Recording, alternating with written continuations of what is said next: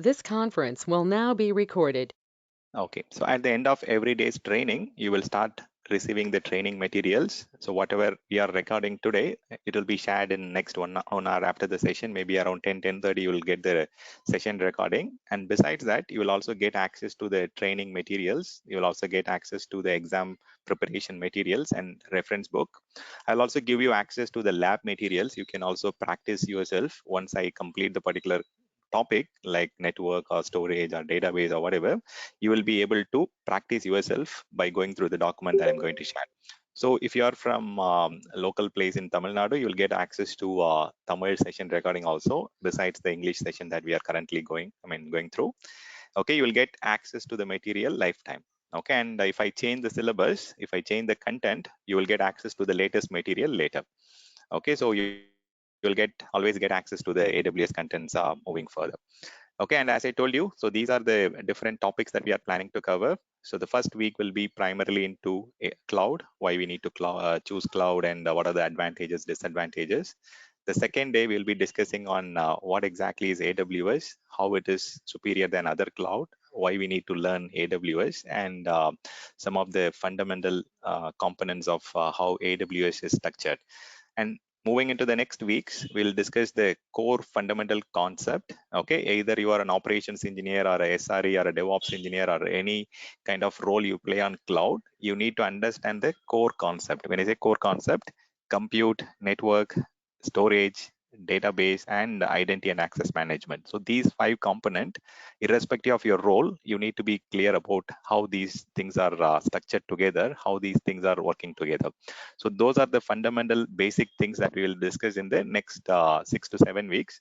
And after that, you will start looking at some of the operations aspect, like how to monitor the environment, how to manage the environment, how to secure the environment, how to take backup, how to do migration, how to do pricing for the customer, how to look at the billing, how to perform some automation. And we'll also get to discuss about some of the serverless options that is available in AWS.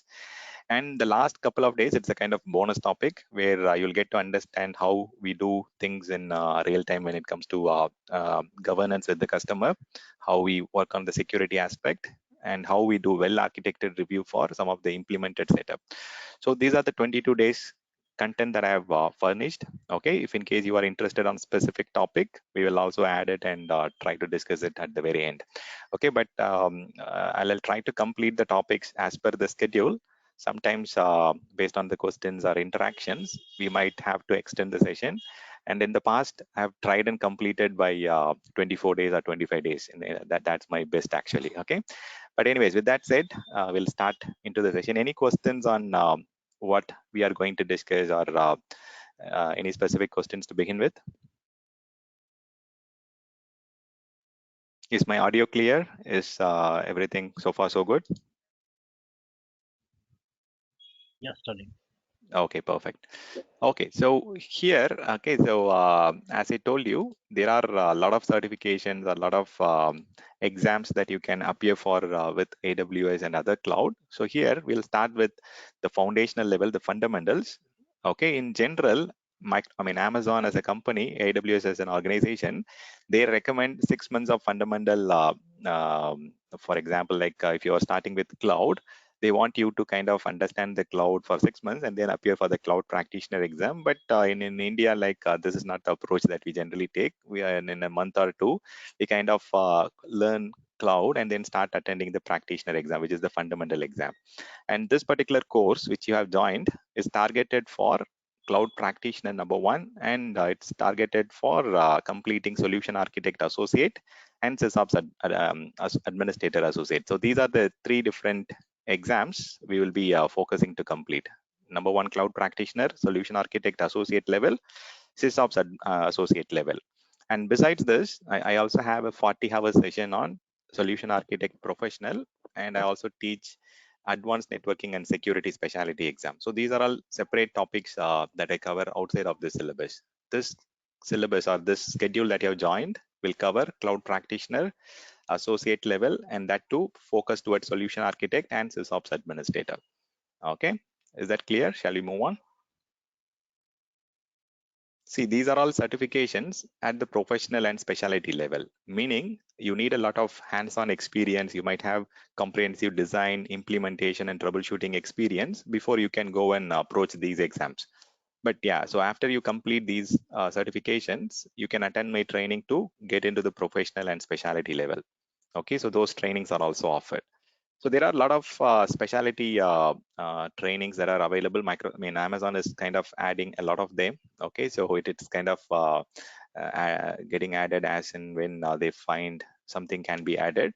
So for some of you, you might choose database as the specialty in the long term, and some of you might choose data analytics. So based on your interest, based on your current career, you might go and choose different stuff. For example, if you're a person coming from network background, you can start with the fundamentals. You can explore any one of the associate level based on your interest. You can either choose solution architect associate or sysops associate, and then you can complete your advanced networking or database or whatever is your interest area. Okay, so that will help you to pursue in the cloud, plus continue to work on the technology that you are familiar with.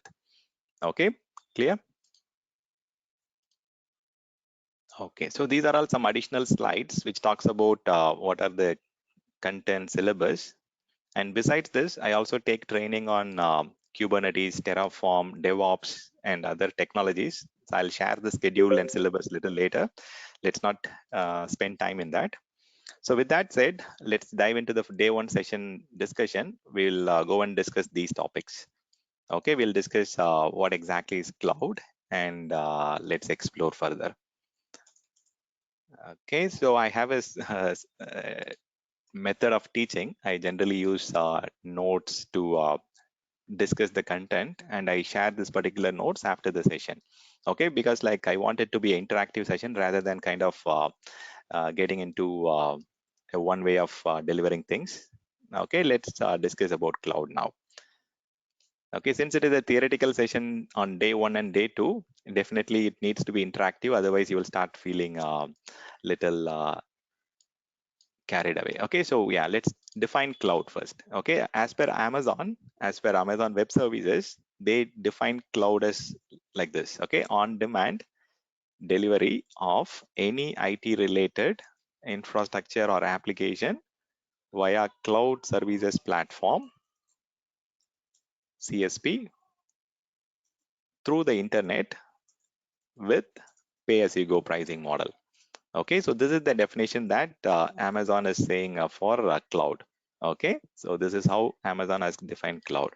So with the definition itself, you can understand that there are various important benefits. The very first thing is you are getting everything on demand, meaning you don't have to wait for any kind of what you call like purchase or whatever in your on premises. When you want to deploy certain things in your on premises, you have to go and invest on that first, meaning you have to spend capital expenditure. So you have to invest on server hardware or storage or network or whatever you want to have for your application or for your utility service. You need to go and spend some money in order to purchase that. So that's the starting point in your on-premises data center, right? We generally go and invest first, and then after investing, you go and redeem it by running the business application on top of that. But in cloud, you get everything on demand, meaning you can get it immediately. If you want a server with 100 GB of capacity or 1 TB of storage or whatever that is your need, you get it immediately. So it's like anytime, anywhere access is the importance of cloud, right? So you get it anytime, you get it anywhere. You can connect it from your home, or you connect it from your office location. You can connect it from when you're roaming outside. So you can access cloud from anywhere, anytime. Okay, so that's the biggest advantage. So here, when it comes to cloud, the very first important topic that, or the very first benefit that everyone talks about is trading the capex into opex model, meaning so we are not spending anything upfront here. There is no upfront investment. Instead, we are going and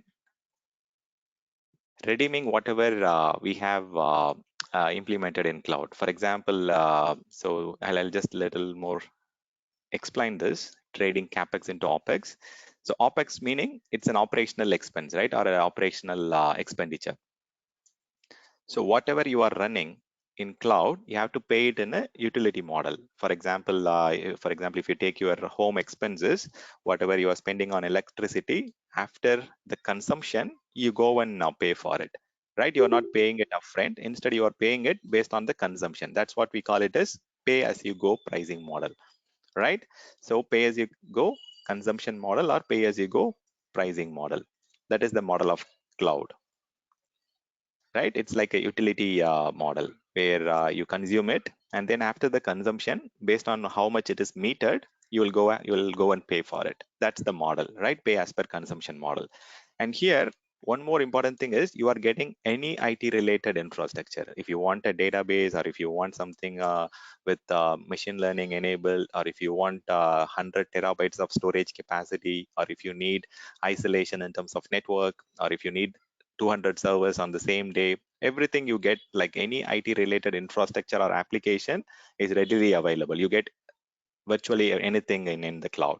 And the next important thing is everything is offered through you using the cloud services platform, meaning there are a lot of different cloud services platform available, and Amazon is providing their cloud services platform on Amazon Web Services. That's what we call it as AWS, and that's what we are planning to learn in the next 20-25 days.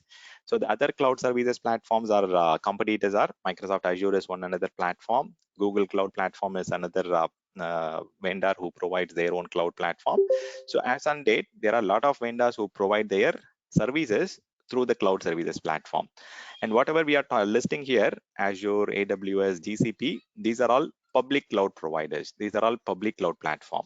So you need to go and access it using the public internet. So that's what we have mentioned it, right? We are accessing it through the internet. So these are the 5 important characteristics that Amazon is conveying through their definition. So as per Amazon, cloud is something which provides you on-demand delivery of any IT-related infrastructure or application via the cloud services platform through the internet with pay-as-you-go pricing model. So these are the 5 important things that they are conveying through their definition. Okay, so on-demand delivery. What they mean by on-demand delivery? Instant delivery. If you want something in terms of compute or network or storage or database or whatever, you get it instantly delivered. And once after it is delivered, you can access it anytime, anywhere from just you need the browser. You just need the operating system to access it, right? So cloud is all about renting concept, I would say. Okay, so in on-premises traditional data center, we generally go and do a investment upfront. For example, when you want to start your own data center, what you generally do, you go and invest on the data center first, invest in real estate. You have to find a location where you can build the data center. Then you need to kind of put together the building and all such things. Then you purchase all the IT related components, right, or IT related infrastructure. Then you go and purchase all the licensing, security things, and all cameras or whatever, surveillance and so on.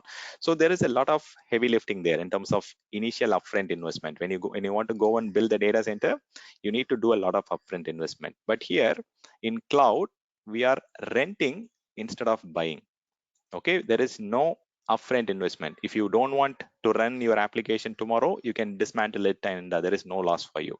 But if you are thinking about your own data center, since you have started your own business, you have started your own data center, so you have invested there, and the investment is already done. So you are making profit or you're making loss out of it. It doesn't matter. You have to run your business for some time to understand whether you can improve it or you can modify the way you are working or you are providing service, and then try to get benefit out of it. But in the cloud, you are renting everything. There is nothing called buying first. Okay, so renting instead of buying. You go and rent it.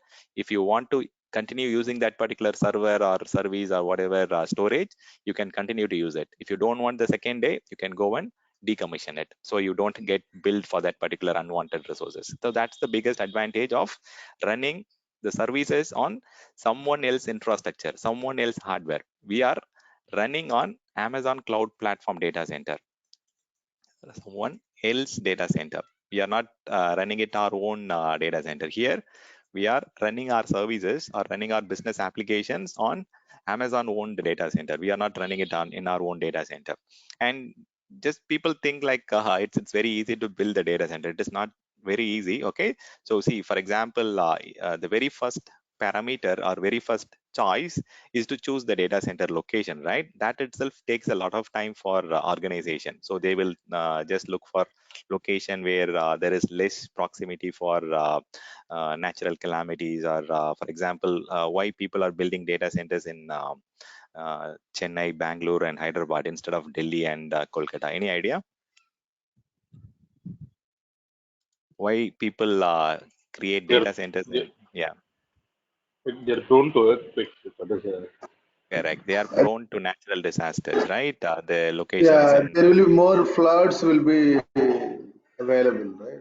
The floods correct. will be more when compared to Correct. Bangalore and So, Chennai. yeah, compared to Bangalore and Chennai, Delhi falls under the seismic zone. There are a lot of earthquakes, or there are chances of some natural calamities there, and that's the reason people don't run data centers in the seismic zone. Instead, they go and run the data centers in a location where it is sustainable, or where there is very less natural disasters, right? So, for example, if Chennai is not prone to earthquake very frequently, then the IT components will run for a longer time. And also people will choose the location where the real estate cost is very less, right? That is again one more thing. And the additional advantage of running your data centers in, running your services in Amazon data center or Azure data center, they are all level 3 rated data center, or they are all level 3 or level 3 plus rated data center. So any idea like how is the rating provided for the data center? I know some of you are coming from storage background, but there are different tier of data centers. We call it as tier 1, tier 2, tier 3, and tier 4 data centers. Okay, so any idea how they classify the data center as tier 3, tier 4? Okay, it's based on the redundancy. Okay, it's based on the resiliency and redundancy of the data center. I'm not sure how many of Not you the have, yeah. not the commercial values of the respective geographical areas. It also makes sense. Okay, it also matters for when we choose the tiering, but it all depends on how much tolerant it is. For example, how many redundant components we have. For example, when you talk about just an example on internet or network, it will consider how many network connections we have got, how many redundant connections we have got. Okay, similarly, if you talk about power on the back end, power is the very important thing, right? If there is no power, then entire service is going to go down, irrespective of having multiple storage or multiple servers for your service. If the power is having issue, then it's going to be so how many redundant power connections we have. When I say power connections, it's not just about one source of electricity. So one of them will be electrical grid, and the other can be coming from solar, other one can be coming from wind power. So it's multiple source of electricity. So you should have raw power, you should have nuclear, solar, wind, and so on. So that will combine together to provide the redundancy. Similarly, if you talk about internet, we have to get connection from multiple network service providers like Reliance or AT&T or Orange or Vodafone or whatever. So we need to have multiple connections. So maybe some of you might have attended my session earlier. If you want to understand little much deeper on how this works, there is a very good data center portal called ControlX Data Center, which is the largest in India. Okay, I'm not sure how many of you have visited it. Even they give you option to go and uh, visit that place. You can raise a request, and they will allow you to visit the data center once in a while. Okay, you can just go through this particular portal where you'll get to understand how the data centers are rated. Okay, so Controllers is the largest data center in India, and they are the rated 4 data center. So most of the services that Amazon and Azure provides you, they are all either in tier 3 plus or rate 4, tier 4 hyperscale data center, meaning they provide you the industry best SLA availability, the uptime. Okay, so that's the important thing. So how they are able to achieve the uptime of 99.995, you can just go and spend some time in this particular portal. You will get to understand. If you click on this data center tour, you will have a 5 to 10 minutes video, and you will be able to understand how they are able to achieve that much level of redundancy, what are the benefits that they have got, how they make up the availability of the services, how they are able to achieve zero downtime, how they are having career neutral facilities, so how they are able to achieve the different certification. Okay, so if you want to understand more about the physical data center, I would recommend to visit this site. And Controllers is the largest in Asia also, and we have got data centers in Hyderabad, we have got data centers in Bangalore, and a few more locations. I don't think Controllers is in Chennai, but even SIFI is a very good data center, but not all the locations are tier 4 rated in SIFI. They are all mostly tier 3 plus. Okay, so if you want to understand more about how the data center components work together, you can just go and watch this data center tour video, and it will also help you to understand how the security is built from the scratch. So how many layers of security we have, how many categories we have there, and so on. Okay, and you also get to understand how they perform auditing frequently on their data centers, how many certifications they have. So for example, if you are planning to talk to SBI is running their data centers in Controllers. So you know, right, SBI is most secure banking, and they are also running on Controllers data center. And for them to run here, they definitely will look for payment card industry certification or auditing, or the accreditation will be looked upon. So they are not just running banking alone, they are also running some commercial, automotive, and other industries also. If you look at here, even Vodafone and other services, it's also being ran on this particular data center. So it is providing service for different industry vertical, and also they are also providing a lot of niche technologies, or like latest technologies. For example, if you go and look at what exactly they are using for climate control, what exactly they are using for cooling, so those are all industry best technology. So for example, in Controllers, they are using Kaito cooling technology, which is Japanese technology of how to have better cooling system with renewable energy and so on. Okay, so the point that you need to take away from here is, most of the services that we run in cloud, either they are running on tier 3 plus data center or tier 4 rated data center. So the more the rating, the higher the number of redundancy. Don't get confused with your storage tiering. Storage tiering might be quite a little opposite of how they kind of tier it. But here in the cloud space, in the data center, the rating is the more the level of redundancy. If you have 2 levels of redundancy, or 3 levels of redundancy, or 4 levels of redundancy, your redundancy level will increase. And also some people will get confused with the power, right? See, for power, the primary source of power should be calculated, the raw power, nuclear, solar, and the wind. And people should not go and combine the generator power or generated power or battery power into this, because these are all something which will help you to kind of have a less impact on the outage. For example, when the primary power is all down, you can gracefully bring down the non-production environment first, and then the production environment slowly at a later time. So it gives you opportunity to gracefully bring down the application, gracefully bring down the infrastructure. So battery and generator backup will not help you to sustain the business. It's mainly for bringing down the services in a more granular approach, or in a kind of phased approach. Okay, so there are a lot of things to understand how things work in the data center, but I'll leave it up to you to go through this particular Controllers portal and understand it there. Okay, so with that said, here we are not doing anything upfront. Okay, nothing to do, nothing to purchase. So no waiting time here. We go and rent everything. So any questions from, I think some of you are coming out of mute. Is there a question? Just to clarify, when you say tier 3, they have three alternatives for each resource, right? If it Correct, is correct. power, For they have most of, three alternatives. If it is correct. internet, they have three alternatives. That is what you Correct, mean by correct. three. Right, right. The number of redundancy is more. N plus 2 is what I am covering. So N is 1, and we have more redundancy there. That is true. So I'm referring to the number of redundancy. Either they have N plus 2 or N plus 3 number of redundant services. That is correct. Yeah, your understanding is right, Sarath. Okay, so let me. Yeah,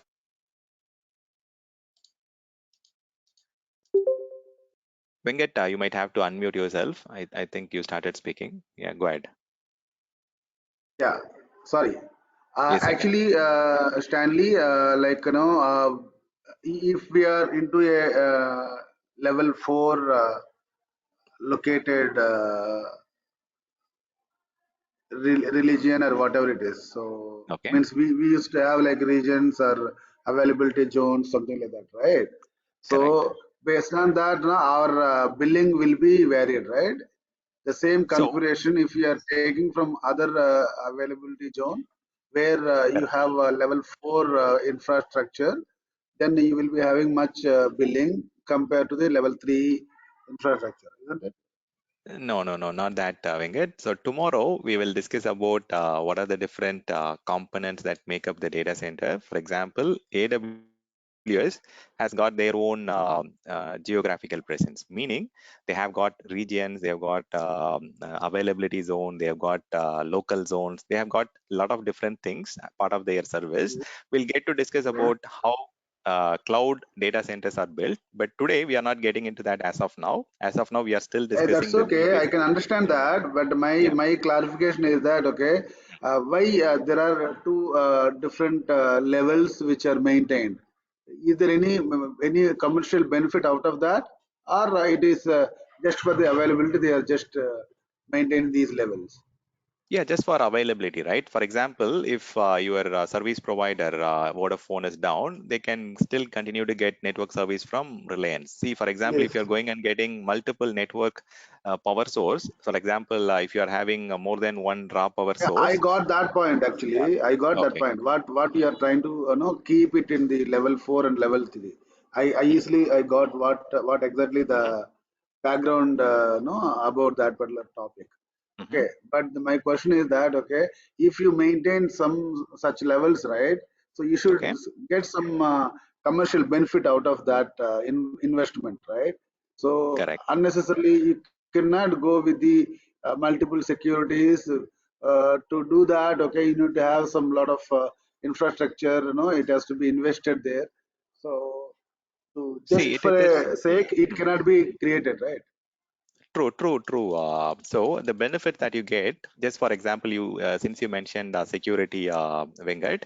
See, for example, in order to touch a particular infrastructure component, or like example to a storage disk, or for example a network card in the Azure data center or AWS data center, you need to go through at least 6 levels of security.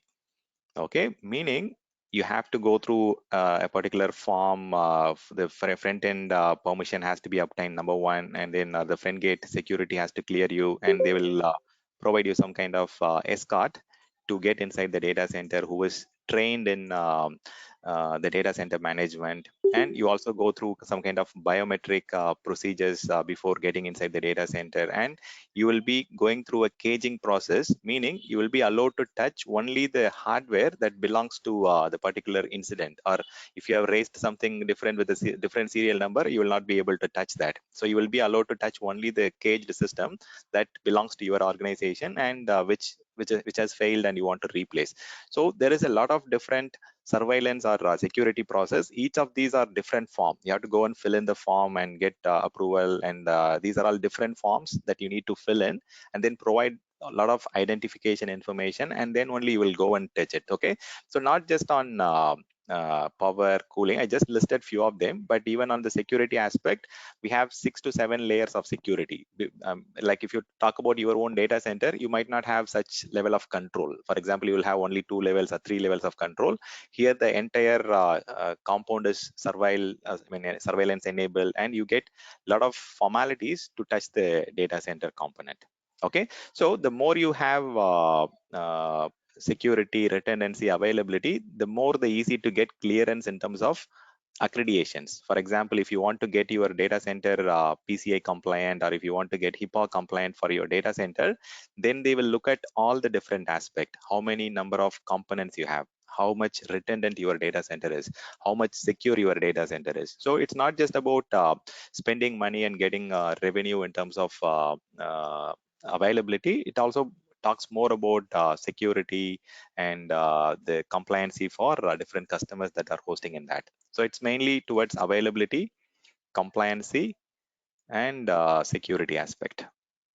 Okay, it goes on. Okay, I'm just giving you some examples since you have asked the Yeah, question. I think the technical no, resources, no, if there is any hardware component replacement or something like that, so Mhm. the gate pass, no, they may be having a lot of formalities where they Yeah, need to provide the gate pass and all, right? So maybe they may be correct, having correct. much. Yeah. Yeah. Correct. That's what I told us, friend gate pass. Okay, so gate pass or whatever, right? So there are multiple levels of security or multiple layers of securities. Okay, minimum 6 layers of security is there in most of the data centers. So these are something that you can be aware of, because I say like the tier 4 rated or tier 3 plus rated, the more the amount of security, the more the amount of redundancy and availability, the data center will be rated high.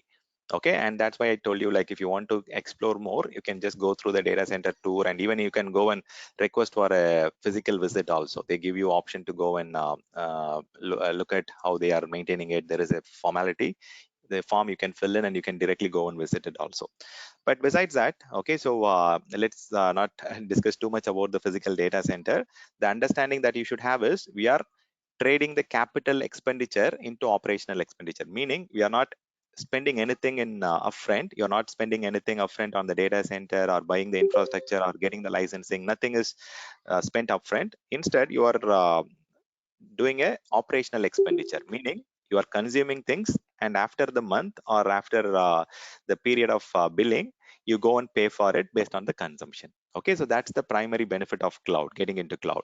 So renting instead of buying is again a secondary benefit, and also you are running your services on highly rated data center. So next, okay, so any other questions from anyone before I move on to the other topics, other benefits? Okay, from your view, Venkat and whoever started speaking, what do you feel as advantages of going into cloud? See, almost 95% of the Fortune 100 companies or 93% of the Fortune 500 companies, they have started running their services on cloud.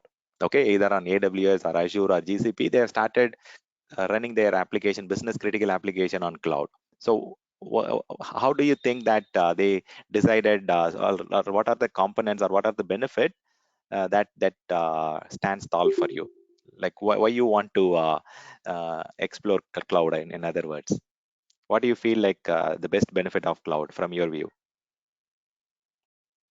Here is Rajshekhar. Actually, what I feel is like maintaining IT engineers is going to be a downtime. I mean, you don't Hmm. have to do that. Okay, And very good. secondly, in most of them, they don't have to keep the systems upgraded all the time because that is done by the Amazon guys. Very Whoever is good. giving the Good access. point, Rajsekhar. So let's discuss about this. Okay, so when we say maintenance, it provides you a lot of different things, right? See, for example, if you are running your own data center, you have to replace the hardware once in 7 years or once in 10 years. Either it is a server hardware or storage hardware or whatever, in a recurrent way. You have to go and replace it, and every when there is a new firmware, you have to go and patch it. You have to go and upgrade the firmware, or you have to go and upgrade the drivers and all those things. And also you have to spend money on AMC, meaning maintenance contract, annual maintenance contract. You have to spend a lot of money in that particular contract, and you need to have a lot of manpower for maintaining the data center. You need to have at least one resource per 10 servers or 100 servers or whatever. So there is a lot of maintenance cost here. So maintenance cost is outsourced now. You are not owning the data center.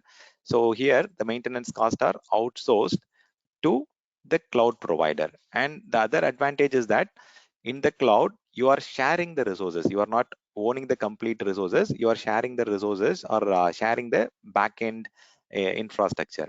Meaning, this is like living in a flat system versus owning a house, right? If you're owning a complete house, you need to take care of every different maintenance cost that comes in. Okay, either it is a some renewal, or if you're just going and making some changes on the tank, or whatever you're spending, whatever, if it is you are owning the house, you have to spend everything from your pocket. But if you are living in a flat system, or if you are living in a gated community, lot of things can be shared, including the security cost, or what do you call surveillance cost, flat maintenance or whatever that is being spent to maintain your environment safe and secure, you can share it in the sharing concept. Here cloud is all about sharing, and you get a lot of benefit by sharing the maintenance cost, and there is a very high cost reduction there. You are getting a cost reduction. That's the main benefit of that Rajasekhar highlighted here. Okay, so that's a good point. What are the other points from your view, Rajasekhar, or what are the other points from others?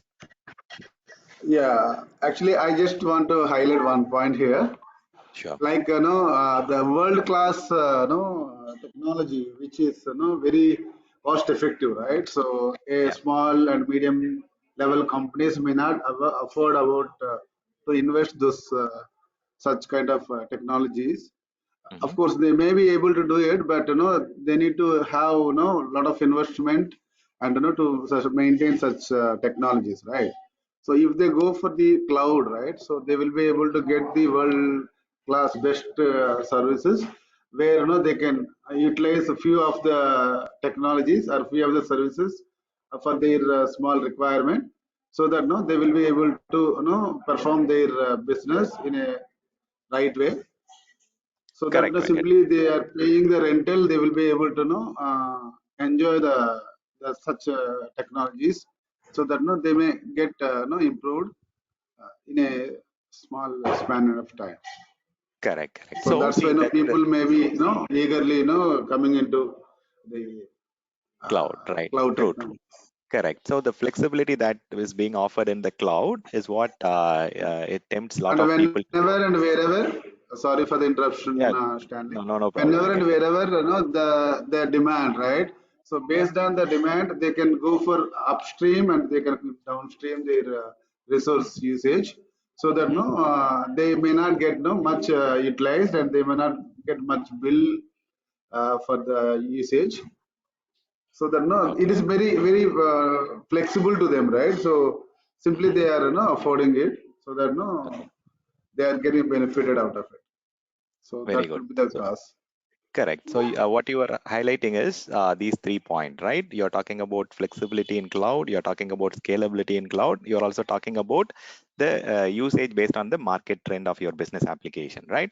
So flexibility meaning you have an option to go and choose whatever services you want. If you want to have X amount of storage, or if you want to have Postgres database, or if you want to have Microsoft SQL database, or if whatever technology that you are looking at, or whatever product that you want, everything is available. That's what we highlighted. You get everything in the cloud, and that's the level of choice that most of the providers offer. See, for example, if you want to have checkpoint appliance in the cloud, they provide it through the marketplace. Whatever you feel you need, you can go and explore it, and most of the things you get it, right? And the scalability is very important aspect. So based on the market requirement, you can just go and increase the resources or decrease the resources. So scalability is a little tricky one. That's why I opened this paint here. So if you talk about scalability, there are 4 dimensions to it, right? Some people talk about vertical scaling, some people talk about horizontal scaling, and so on, right? So for example, okay, sorry, yeah, for example, let's talk about the scalability part in a little detail here, and then we can move on to the next part. So if you look at the options when it comes to scalability, okay, it is 4 directions, right? You can go and scale out based on your requirement, meaning you can add additional servers, you can add additional storage, or add additional network based on your requirement. And you can also scale up and scale down.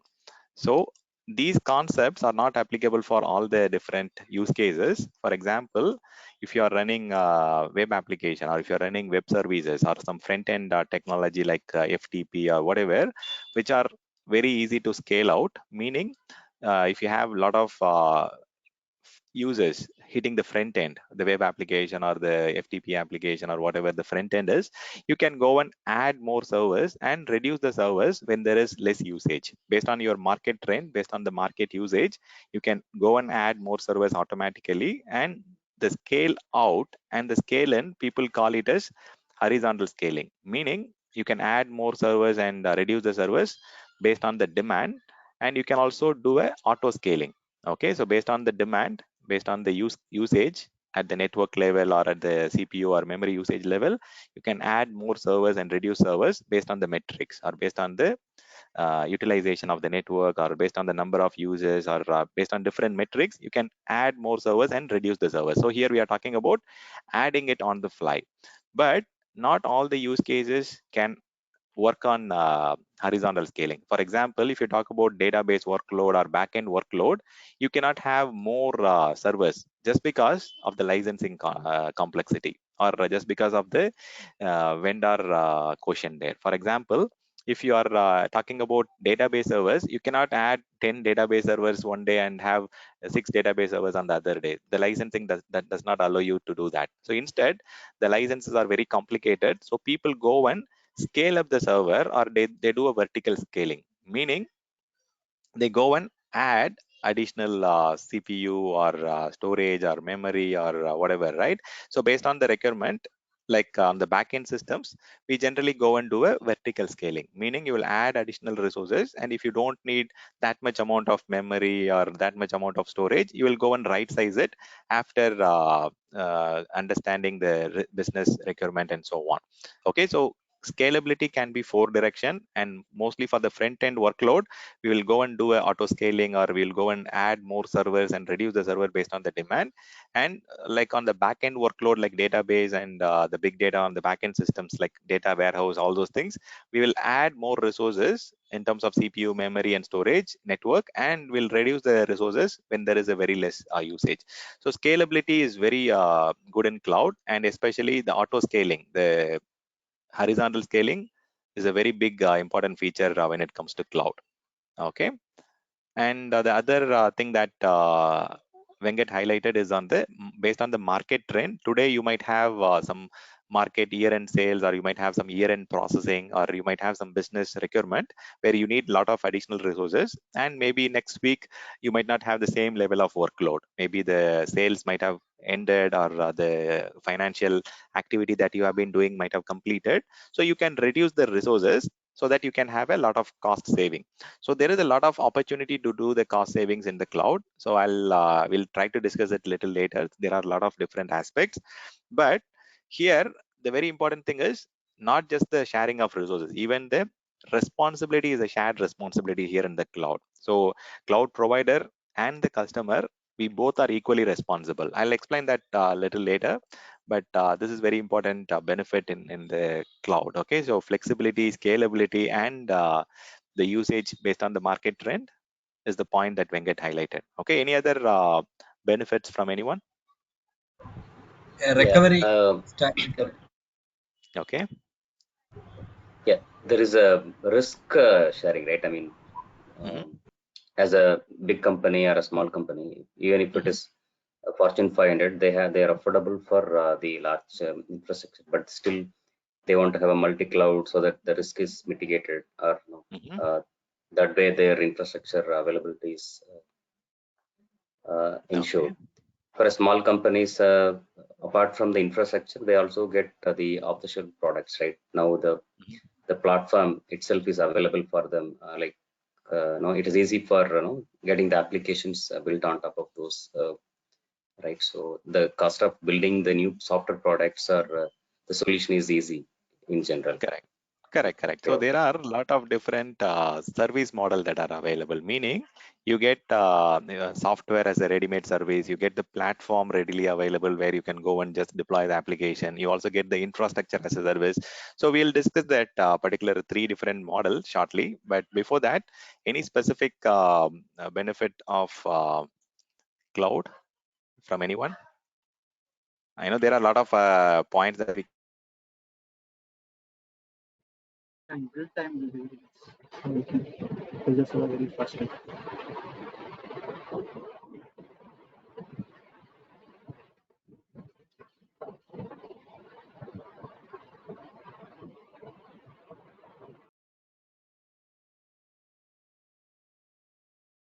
Yeah. Hello, guys, Stanley. yeah. So there is a benefit like when we can when we are doing the capacity planning of the particular project, and then we can scale down initially.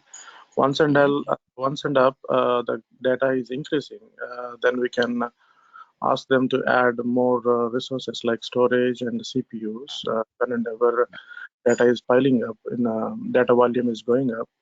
So that way we can have an advantage of the once. So once we can estimate a capacity planning for smaller resources, and on timely basis we can increase the resources. So that how they can save some money and then time also by adding the resources, right? Yeah, very good point, Babu. So the thing is, see, in on-premises, when you want to kind of create a design, what you generally do, you go and design the capacity forecast. What exactly the application team is currently looking for in terms of storage, memory, or CPU, or whatever. You go and define it first, and also you have a roadmap for next 3 years or 5 years. Okay, so you go and say for the next 3 years I need this much amount of compute capacity, I need this much amount of memory capacity, or I need this much amount of storage, and all those things. And most of the time, or at least like 30 to 40% of the time, you might design it in a improper way. Suddenly you might feel like the memory that you have provision might not be enough, or storage you need a lot of more capacity, and so on. But in the cloud, you don't have to worry about it. There is no need to plan the capacity upfront, no capacity planning required, meaning you can just go and increase the resources on the fly. Okay, so you can increase or decrease the resources, memory or storage or compute, on the fly, meaning whatever you need it on the demand, you can increase it. If you don't need it tomorrow, you can just go and reduce the capacity. So that's the flexibility you get in cloud. Okay, there is no capacity forecasting that is needed. Okay, unlike your on-premises, because you have to go and invest on-premises. You have to go and choose the server hardware. You need to go and choose the storage hardware based on the IOPS or based on the capacity. You have to go and choose the hardware first, and then purchase the required capacity. And if it doesn't meet it, you have to go and invest it again. So here there needs to be budget, there needs to be costing, there is a waiting time, all those things. Okay, so budget is there, there is a approval process, there is a kind of delay in delivery process. Okay, and people take their own time to mount it, track it, stack it. All these things are there, right? It takes at least 3 months to 6 months to get a new server hardware, or to get a storage hardware. Here you are getting it on demand. If you need more capacity today, you get it today only. Okay, you don't have to wait. Here there is no waiting time in the cloud, so you get it everything on demand. Okay, that's a very good point, Babu. So what are the other points from anyone else? Global reach, I think Yeah. monitoring will be easier. Mhm. Actually, I'm Balaji. And then we can, if we want any subject, we can deploy this. We can within a week we can deploy it globally. We can go for global. So Sorry, Balaji, to mute your line. There is a lot of echo. Maybe you are connected with multiple devices from mobile and laptop. But yeah, you can use the chat window, or else you can just stay connected with only one connection. Okay, so I'll explain the first point about the global reach. The global reach point is very good, right? So for example, if you talk about Microsoft Azure or Amazon AWS, they have got their global presence, meaning whichever country you think about, whichever location you think about, they have their geographical presence on date. Okay, so if you think about India or Singapore or Malaysia or US or Europe, or whatever locations you think about, they have their geographical presence. So if you want to expand your market, or if you want to expand your business, if you are successful in doing the business in one location, for example, you want to expand your business to Singapore, or if you want to expand your business to Malaysia, so you already have the data center there, you already have the availability zone there. You can just go and create a clone of your service, or if you can go and do a cloning of whatever system that you are looking for, and you can start expanding your business, or you can go for expansion in a very quicker way. Today, if you have decided to expand your business in another location, it's just matter of cloning the resources or creating a template and expanding it into the next data center, and you can start expanding it. So that's the biggest thing, right? So global expansion is very easy, okay, when it comes to Azure or AWS or whatever, right? Because they have their market presence. So their cloud presence is available in almost 70 plus countries, and 150 plus data centers are available. We'll discuss that little more detailed when we talk about Azure, sorry, AWS tomorrow. Like we'll understand how much regions they have got, how many availability zones they have got, how many countries are accessing the services. So those things we'll discuss tomorrow. So their global reach is very, very important. And many people missed one another important point about the virtualization, right? See, if you start discussing about virtualization, you will start putting together hundreds of points there, right? Because uh, without virtualization, cloud will not be a success, or cloud might have been a failure. The reason I say that, with virtualization, what happened? We happen to do a lot of hardware abstraction, meaning instead of having 1,000 server hardware, we now have only 80 or 100 physical hardware. Everything has been converted into virtual machines. So your physical systems, physical server or storage or whatever, they have been abstracted to virtual machine or virtual storage and so on, right? So that's the biggest thing that virtualization gave you. So instead of having a very big square feet of data center, now you can have 1/10 of the size of the data center, meaning it has shrunk the usage. Okay, not just that, right? Not just the hardware abstraction. When the number of server hardware comes down, the number of network connections needed is very less. The amount of cooling required is very less. Amount of heat that gets generated is getting down. How much of power supply is saved there? So a lot of benefits has been given by the virtualization technology. When it comes to AWS virtualization technology, there are many different virtualization technology that is available. But when it comes to Amazon Web Services, they started with using their customized Zen. So that was the initial hypervisor that they provided. Hypervisor is nothing but your virtualization operating system, right? And with virtualization OS, you can run multiple virtual machine on one single physical hardware, right? That's the benefit you get. So they started with customized Zen, and then they also had use of kernel virtual machine from Linux, and then they created their own hypervisor, Amazon's own Nitro hypervisor, which is Amazon own technology. Now you can also run VMware on AWS. So they are giving you a lot of flexibility, a lot of options to explore. That's what even Venkat was highlighting, right? You have a lot of choice here.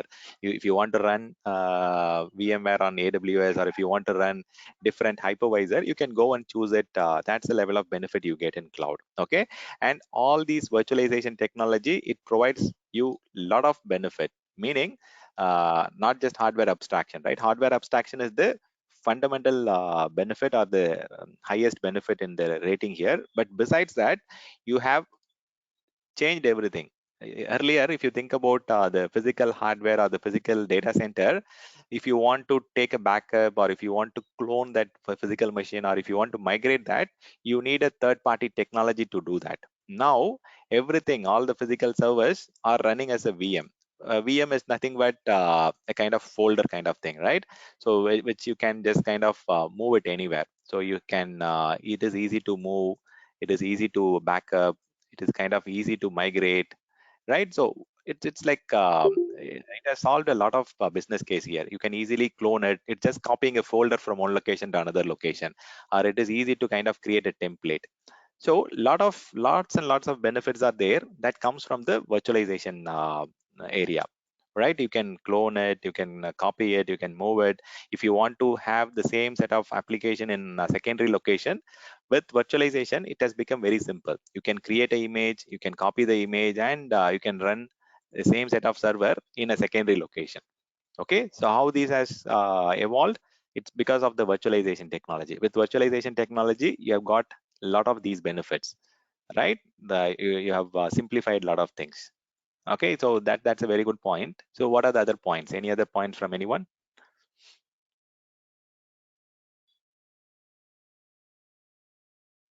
Okay, so many of you did not highlight the availability part, right? You get. Yeah, sorry, once again, Venkat. Yeah, Actually, Venkat. I heard something like no, if we have no, if we reserve some hardware or some Mm-hmm. resources for Mm-hmm. 1 year or 2 year or 3 years, whatever it is, Mm. and if you are making the payment well in advance, so Mm. that no, the usage discount will be given more, so that no, Mm. you will be get benefited of.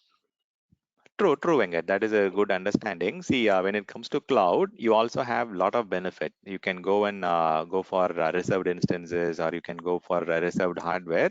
See, the more you are going to run, the more the usage, more the benefits. Meaning, if you are planning to run the services on Amazon data center or Azure data center, what you are telling them, you are telling them that I'm going to have long-term retention of my services in AWS platform or Azure platform. And based on that, they will say like whether you want to run it for 3 year or 5 year or whatever. So based on that, you get a lot of benefit. So if you're running it for 3 years in the cloud, you get almost 50% cost saving. Similarly, if you're planning to run it for 5 years, you get 60 to 70% of the cost saving. So it's very simple, right? So if you are planning to run the business in the cloud, so they call it a sustained usage benefit. If you are running the services for longer time, you get a lot of benefit. Okay, so sustained usage benefit is what you are highlighting. And also you also get a lot of benefits, like if you go for dedicated hardware, or if you want to have dedicated VM. So there are a lot of options, okay, which we will discuss little later, maybe on third day class or fourth day class. We'll discuss all these option where you can go and reduce the cost. But that's a very good point. Okay, so you when you go and reserve the system upfront, you can have a lot of cost saving, because Amazon will plan accordingly to have more infrastructure based on your use case. So if you are planning to run for next 3 years or 5 years or 1 year, you get less cost of running your services. Okay, that's a very good point. Yeah. Okay, any other point? Okay, so I think we have covered most of the benefits. I'll cover a few more. Okay. Stanley, I just Yeah. have a question. Like, Yeah. if a customer has a VMware infrastructure, like his Mhm. entire infrastructure is based on VMware Mm, itself, mm. like how easy is it for him to move from VMware to a cloud service? Like, Yeah, see, that becomes a kind of extension. Okay, it's like a kind of, you are extending your on mhm, premises with yeah, to the cloud. AWS. So that's the level of benefit you get. See, for example, if you are running VMware on AWS, and if you are using VMware technology in your on premises or private cloud, it's very easy to Mhm. kind of integrate them. If you want to migrate, or if you want to take a clone and create a template and deploy, you can deploy it, and it's like an extension of your on premises. It becomes like a kind of extension of your existing data center. Okay, like it like works like a single platform. You can use the same vCenter to manage the public cloud VMs and the private cloud VMs. You can have one single console to have a cloud management platform. It's very easy actually. In fact, if you are choosing VMware technology, things get very Mhm. simplified. So you can create a template, you can create a clone, and move the VM here and there. It's like working like a vMotion between cloud. No, what I Okay, meant to private. say is like, is it running on the same, like if I have a ESXi works on a different concept, you know that. Mm-hmm. So is it the same concept that these Yeah, guys yeah. use So Nitro also? VMware on AWS, it uses ESXi, okay, or Yeah, vSphere. correct. Okay, and Yes. if you are talking about the regular workload, mostly they are running on customized Zen. But see, Then for any provider for that matter, see, if you think about database, if you are running database today on MS SQL, Microsoft SQL or Oracle, if you are just moving that workload to Amazon, what is the benefit that they are going to get? You are paying the licenses to Microsoft SQL, Oracle, but only if you start paying the licenses to Amazon Aurora, or if you're paying license to Amazon own product, then they get the full benefit of it, or they get the full revenue out of that particular workload. So similarly, if you are running okay. VMware and AWS based on your compliance requirement or based on your flexibility, then they get only the partial benefit out of the services that they're running. But if you are running their systems on Nitro hypervisor, they own all the layer, the physical infrastructure, virtualization, the VM, the complete workload is being Yeah. owned by Amazon, and they get the full benefit of it.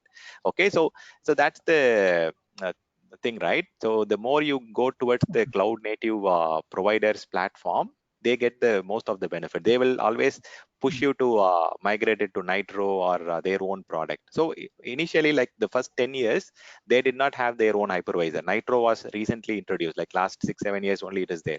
But Amazon as a provider, they have been giving you cloud service since 2005. So last 17-18 years, they are providing you service. But initially, they provided virtualization on customized Zen hypervisor, which is a kind of Citrix hypervisor, but they also provided you option to run it on a kernel virtual machine, which is a Linux native hypervisor technology. And then they started giving you option for choosing Nitro or VMware or the default technology. Okay. Yeah. Yep. Thank you. No problem, Rajsekhar. Yeah. So any other points to share, or I'll quickly give few more benefits. Okay. So it's already 1 hour since we started, and we are just discussing only the benefit. Okay. So the very important points that we might have missed is the what do you call the time to market, or the speed, the agility we are talking about in cloud. If you want to create a system, if you want to run if you want to deploy a application and start providing the service, you can do it in next few minutes. But whereas if you are talking about on-premises data center, I told you, right, the time it takes to get approval from the business, the time it takes for procurement, delivery, mounting, racking, stacking, configuring. So only after that you can run the application in on-premises. But in the cloud, if you want X amount of storage and X amount of CPU memory and the specific operating system, you can create the virtual machine in next 15 minutes or next 5 to 10 minutes. Okay, and the time that it takes for your application to reach the market, it is like next few minutes. Instead of next few months, you are able to run the service, or if you want to make your application available to the market, to the end users, it takes only minutes to make that available. Okay, once the application code is ready, you will be able to provide it. So that's the increased speed and agility point that I'm referring to here. Okay, and there are other benefits, like for example, here I talked about snapshot, I mean template. Even it is very easy to create snapshots here. If you want to restore something, someone said that point earlier. Okay, I missed to highlight that. It is very easy to go and restore to a previous state. Okay, or restore to a previous state is very simple here. Okay, you can go and roll back, or it's very easy because of the snapshot technology that is available. And we talked about security already. We talked about shared responsibility. And if you are coming from an engineering background, okay, you know you can keep on adding points here. For example, there are hundreds of abilities that are available. Okay, so if I'm appearing for an example, I mean, sorry, exam in my engineering days, I go and put a lot of headings like this. Okay, auditability, usability, availability, maintainability, reliability, capacity. So you can keep on adding all these benefits in the cloud, but I don't want to get too much deep into this, but these are all very important points, right? The availability part, the disaster recovery options, the deployability of easily you can go and deploy services. Okay, it also provides you option to extend or extensibility. So there are many benefits that we can keep on discussing, but these are the key benefits that we have listed so far. Okay, maybe top 30 or top how much? Yeah, top 30 or 40 benefits is what we have discussed so far. Okay, with that said, we'll move on to the next topic. Any questions before I move on to cloud service model?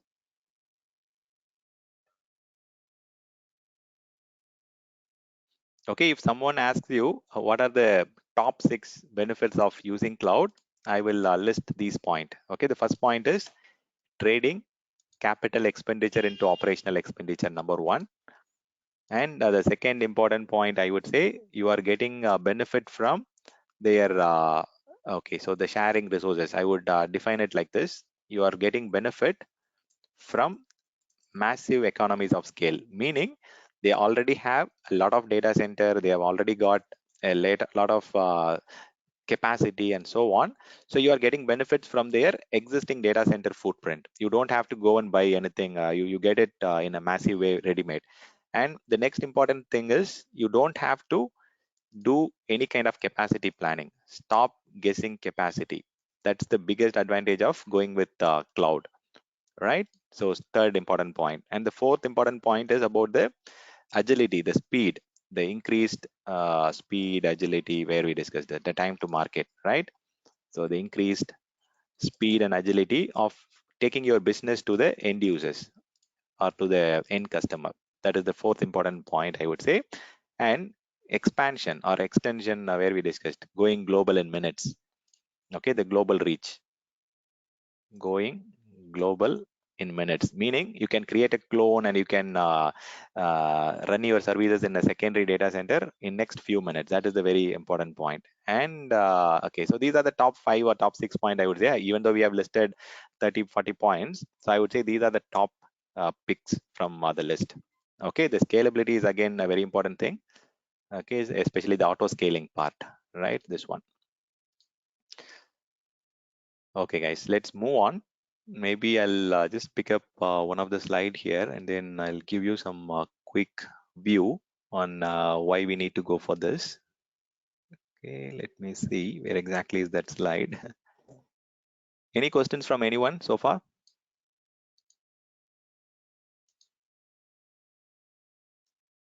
Okay, I'll take that silence as no, and we'll proceed further. There is an interesting slide I had. Okay, I'll just pick up that a little later. Okay. Okay, fine. Okay, let's talk about the cloud model now. So when I say cloud model, cloud offers services in 3 different major model. Even there are multiple different models available, but these are the 3 categories that they provide service. So we call it as cloud service model. Okay, and I know there is a typo there. I'll just remove that. So how these are categorized? These are categorized based on the service. Meaning, if you are getting the infrastructure readily available. Okay, let me just put it this way. Okay, let's take a screenshot from here. Okay, and I'll reduce the time of typing things here. Okay, so these are the different components that make up your data center, right? If you talk about data center, you go and have these components in your on-premises. So these are the different components that make up your data center, right? So you will have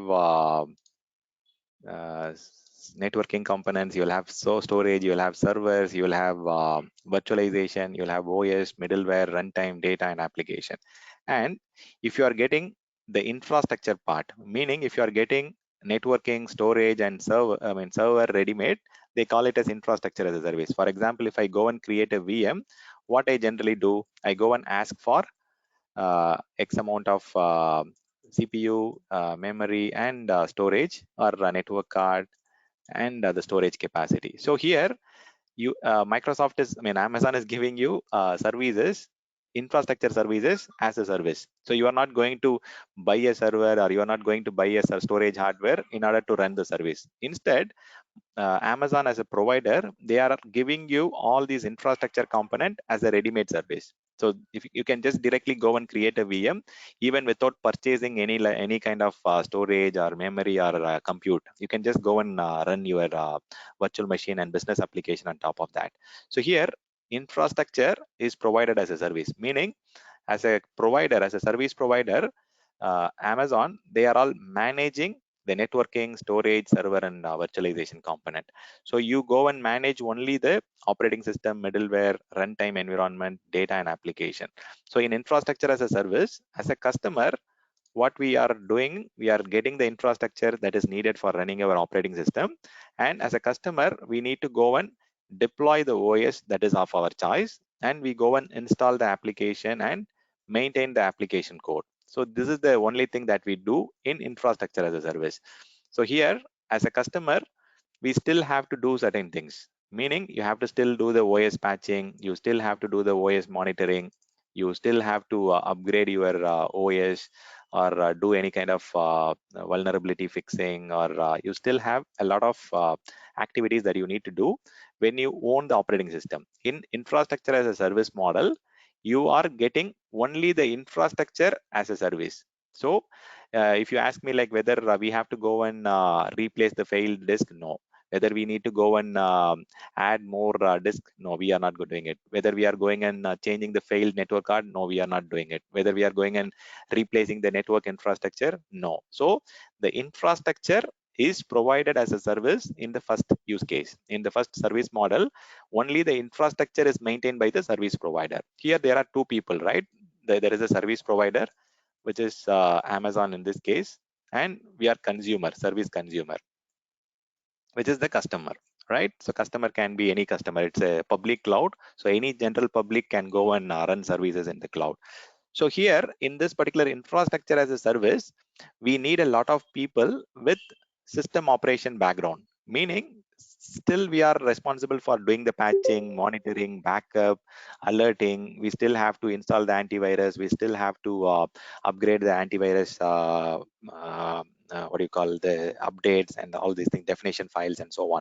So here in infrastructure as a service model, we still need a lot of people with system admin background, and also we need people with development background, because we need to develop the code. We are the person who need to manage the application code and the application data, and we need to have expertise on the application level also, because we are the one who maintain the runtime. So as a customer in infrastructure as a service model, we manage the OS, we manage the middleware and the above layer components here.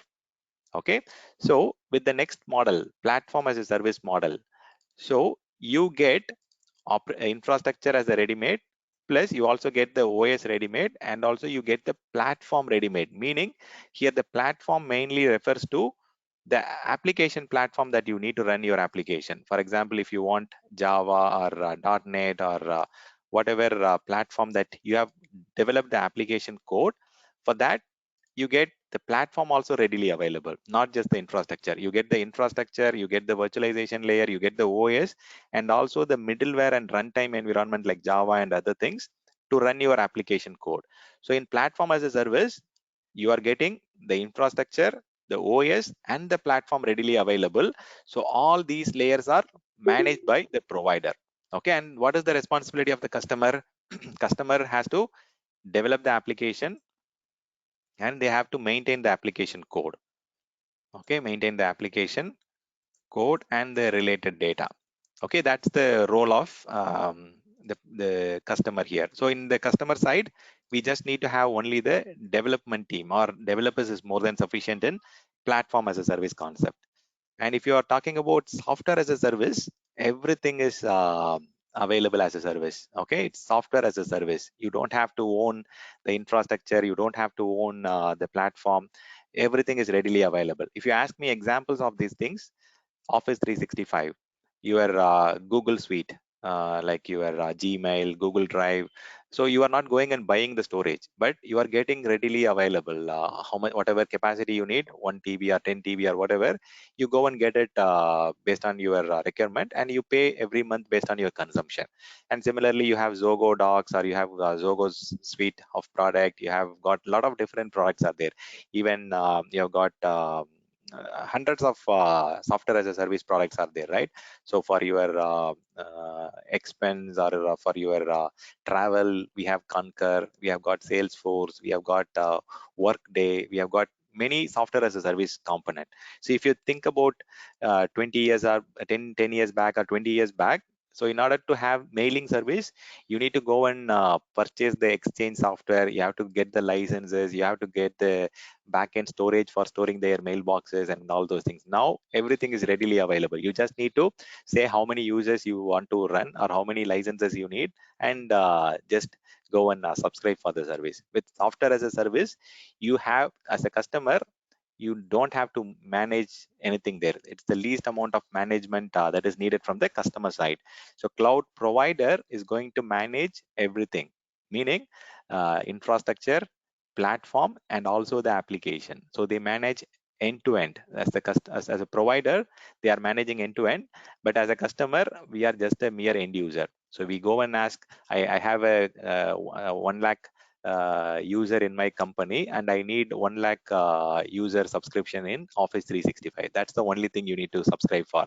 And whatever on the back end, any kind of maintenance or any kind of activity that needs to be happened, it is managed by the provider.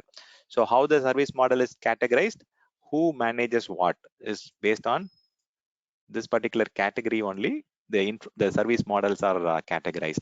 If infrastructure is managed by the service provider, then it is called infrastructure as a service. If infrastructure and the platform is managed by the provider, then it is called platform as a service. If the entire stack, infrastructure, platform, and the software is managed by the provider, then it is called software as a service. So based on the management hierarchy, or based on the management categorization, these service models are grouped together. Okay, so service provider, if they manage only the infrastructure, it is called infrastructure as a service. If they manage infrastructure plus platform, it is called platform as a service. If they manage infrastructure, platform, and the software, then it is called software as a service. So any questions from anyone? Some examples of platform as a service, like Amazon Elastic Beanstalk, Amazon, sorry, what do you call, Microsoft Azure App Services. There are plenty of product. Okay, so you get Azure SQL databases, or you get Amazon Aurora. So you have hundreds and hundreds of examples for software as a service, platform as a service, and infrastructure as a service. Okay, any questions from anyone so far? You guys are able to understand the difference between the service model, three service model. If you are owning everything, then it is on-premises location. Okay, so if customer is managing all these layer, then it's your own data center. So if you are outsourcing the infrastructure management to cloud third party, then it's called infrastructure as a service. If you are taking both infrastructure and platform readily available, then that's the second model. The third model is you go and get everything readily available, software as a service. Is my audio clear? You guys are able to follow me? Yes, Yeah. understand.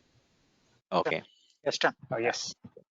Perfect. So the biggest thing, for example, some people will have this question, right? Why I need to have infrastructure as a service? Why I should not go for platform as a service? So there are a lot of things that goes on the back end, or on the back end. There is a lot of decision making that has to happen. For example, you might have some application that is very legacy. Okay, or you might have some application which you don't have budget to re-platform it, or change the platform category. For example, in platform as a service, not all the applications can be migrated as is. You might have to change the architecture, you might have to change the platform, you might have to do some kind of re-platforming or redesigning in order to migrate your application to the cloud, or there needs to be a application modernization effort that needs to be put upon in order to get your application move to platform as a service model. But if you have some legacy application, or if you have some kind of old operating system dependent application, you can just go and do a rehosting, meaning you are just changing the hardware, you are changing the server hardware, you are migrating the VM from your on-premises data center to the cloud data center. And in some cases, some customer might look for more control, meaning they don't want provider to manage the OS, they don't want provider to have access to the data. So if you want to have the most control in the cloud, then you can go for infrastructure as a service, where you will have full access to the OS, full access to all the backend systems. So you can run your own .NET 3.5 or 4.5 or whatever. You can run Java runtime version XYZ. Okay, you have full control, you have more flexibility here. If you are looking for your own choice of platform, OS, and all those things, then you can go for the infrastructure as a service.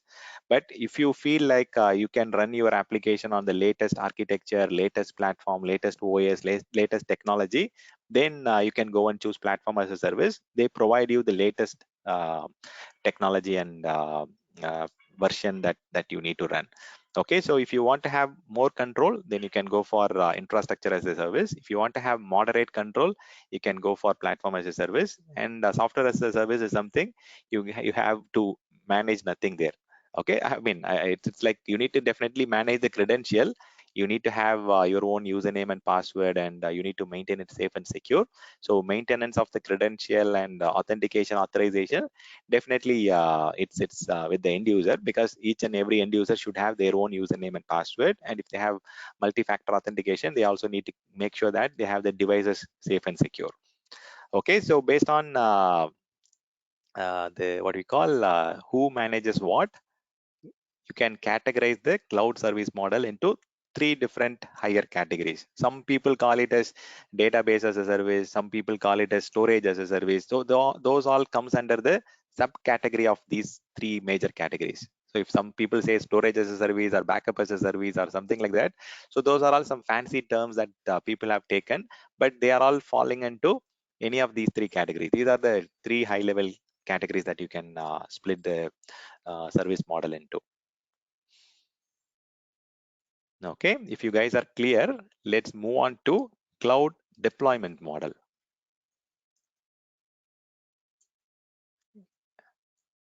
Any questions from anyone? Do you guys need more explanation or more understanding of that particular service model? I've got slides, but again, I hate going into slides. So these are all some examples you can see. For example, if you're talking about software as a service model, earlier we need to go and deploy our own Exchange server, or we have to go and set up our own email services. So we have to handle a lot of problems there. For example, you need to work on blacklisting, whitelisting. I mean, a lot of people know the challenge, right? You need to take backup of the email, what you call the what is that, the backend mailbox. You need to take backup and store it in a remote location. So there comes a lot of complexity when you want to manage all these things. Now everything has become readily available, like the Dropbox, OneDrive, Gmail, Hotmail, Yahoo, Google Docs. So these are all some good examples of software as a service. And when it comes to platform as a service, you get everything readily available. I need Microsoft SQL database on Azure Cloud or AWS, or I need some Oracle databases. So you get it readily available. You don't have to go and deploy anything. If you want a database with 2 TB of backend storage capacity, you get it in next few minutes. So that's the speed of getting the services here. Okay, so these are all some examples of infrastructure as a service. These are all some examples of platform as a service. Heroku, RDS, Google Apps Engine, Salesforce. These are all examples of platform as a service, and these are all some examples of software as a service, the ones listed below. Okay, so here there are a few categories which you can think about, and based on this particular cost and ownership, based on the trading between costing and ownership, you can decide which one is suitable for you. For example, if you're a customer who's looking for more control and more accountability, then you can go for infrastructure as a service. But if you are a person who is looking for less control and less ownership, and you just want to go for a subscription and just pay on a monthly basis, then you can go for software as a service. So the more you go to the right, you have to manage less. Okay, least amount of management is needed on software as a service. So based on the manageability, based on the control, based on the cost of maintenance, all these things, you can decide on which service model is better for you. Okay, next comes the deployment model. Okay, so any idea what is cloud deployment model, how it is categorized, based on what category cloud deployment models are grouped together? Any idea? Any idea what are the types of deployment model that is available? The canary deployment and AB, or the blue-green.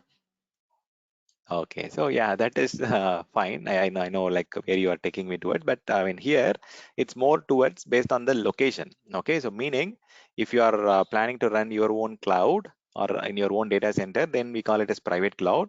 And if I want to use existing public cloud platform, then I can go and choose the public cloud.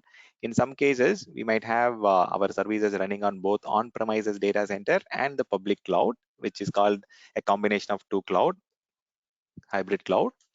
And we also have one more category called community cloud. So based on the location of where the cloud services are offered, we have four categories. Okay, so based on the location, we can combine them together into these 4 different model called cloud deployment models. Okay, so if the cloud is specific to a specific organization, or if it is deployed for only a specific organization, or if it is only for a few set of people, or if it is only for a dedicated company, then we call it as private cloud. If the cloud is intended for every general public access, like Amazon Web Services or Azure or GCP or Alibaba or whatever Oracle Cloud, these are all cloud which can be consumed by any general public. So this is hosted on the internet. You are accessing the services from the internet, public internet. Okay, whereas the first cloud, you are accessing it using the private network, meaning it is on available on your own intranet, the private cloud. It's not exposed to all the general public. It's accessed from the local area network. It is on the LAN, but your public cloud is hosted on the WAN location, on the internet location, right? So some people might have heard about managed private cloud, virtual private cloud, hosted private cloud. So there are some different fancy terms that many cloud providers uses. Okay, I'll explain what exactly these terms are. Okay, so virtual private cloud, and we have something called hosted private cloud, and so on. So let me take an example here. See, I have a data center. Okay, so in this particular data center, okay, let's not take this. I'll just pick up a different diagram here. So let's take any particular provider. I'll say Mercedes or Nestle or any Fortune 100 companies. Okay, let's pick up one of the Fortune 100 companies. Okay, I'll just say Fortune 100 company X. Okay, so this company X, they want to have their own data center, meaning they want to have their own private cloud environment for their application. And this Fortune X company will have their own compute, their own storage, and so on. And they have built a private and cloud environment for their business application. In this case, the ownership is lying with the Fortune X company, maybe Nestle or Mercedes or whatever, Volvo or whatever company we think about. So that company owns the data center. They actually have to invest in purchasing the server, invest in purchasing the storage, and whatever they need to need for their business application. They have to invest, and they have to own it actually. But only the ownership will lie with the Fortune 100 company. So what they will do is they will ask some third party organization like IBM or TCS or HP or whatever company to manage that particular private cloud environment. Okay, so they will ask companies like IBM or HCL or whatever companies to come and manage their private cloud environment. So this is a concept called managed private cloud. So company X will own the data center. So for let's take an example of Nestle.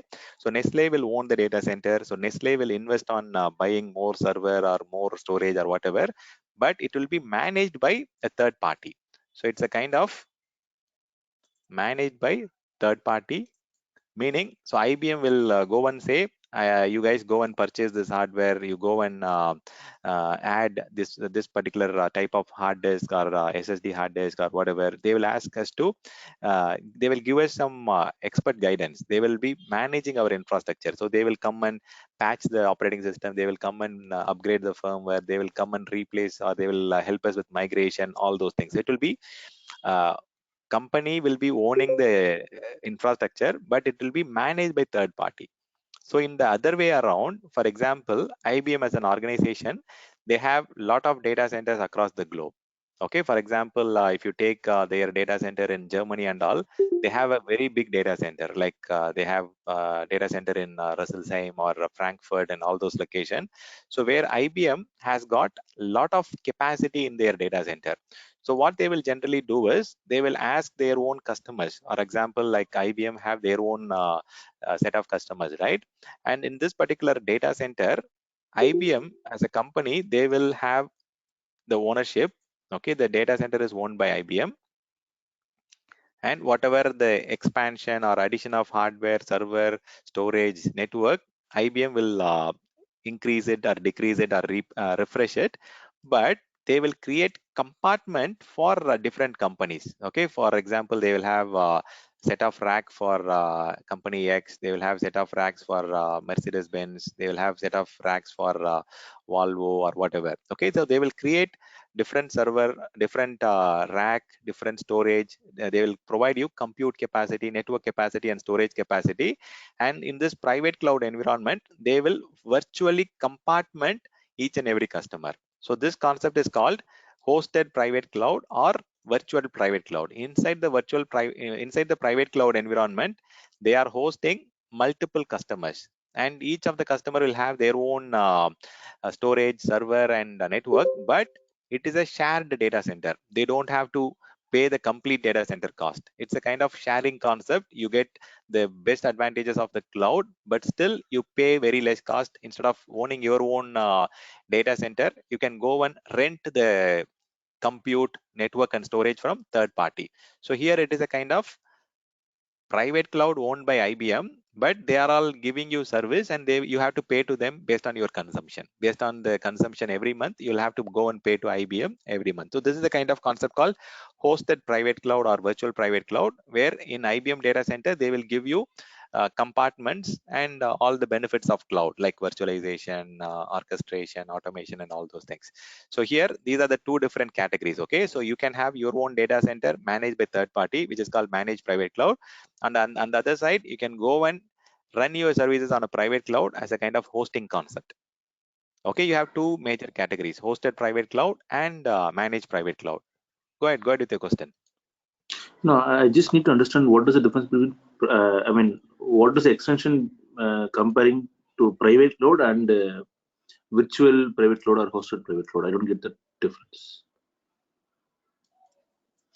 So see, virtual private, private cloud, what is the meaning of private cloud? Private cloud is for a specific private entity.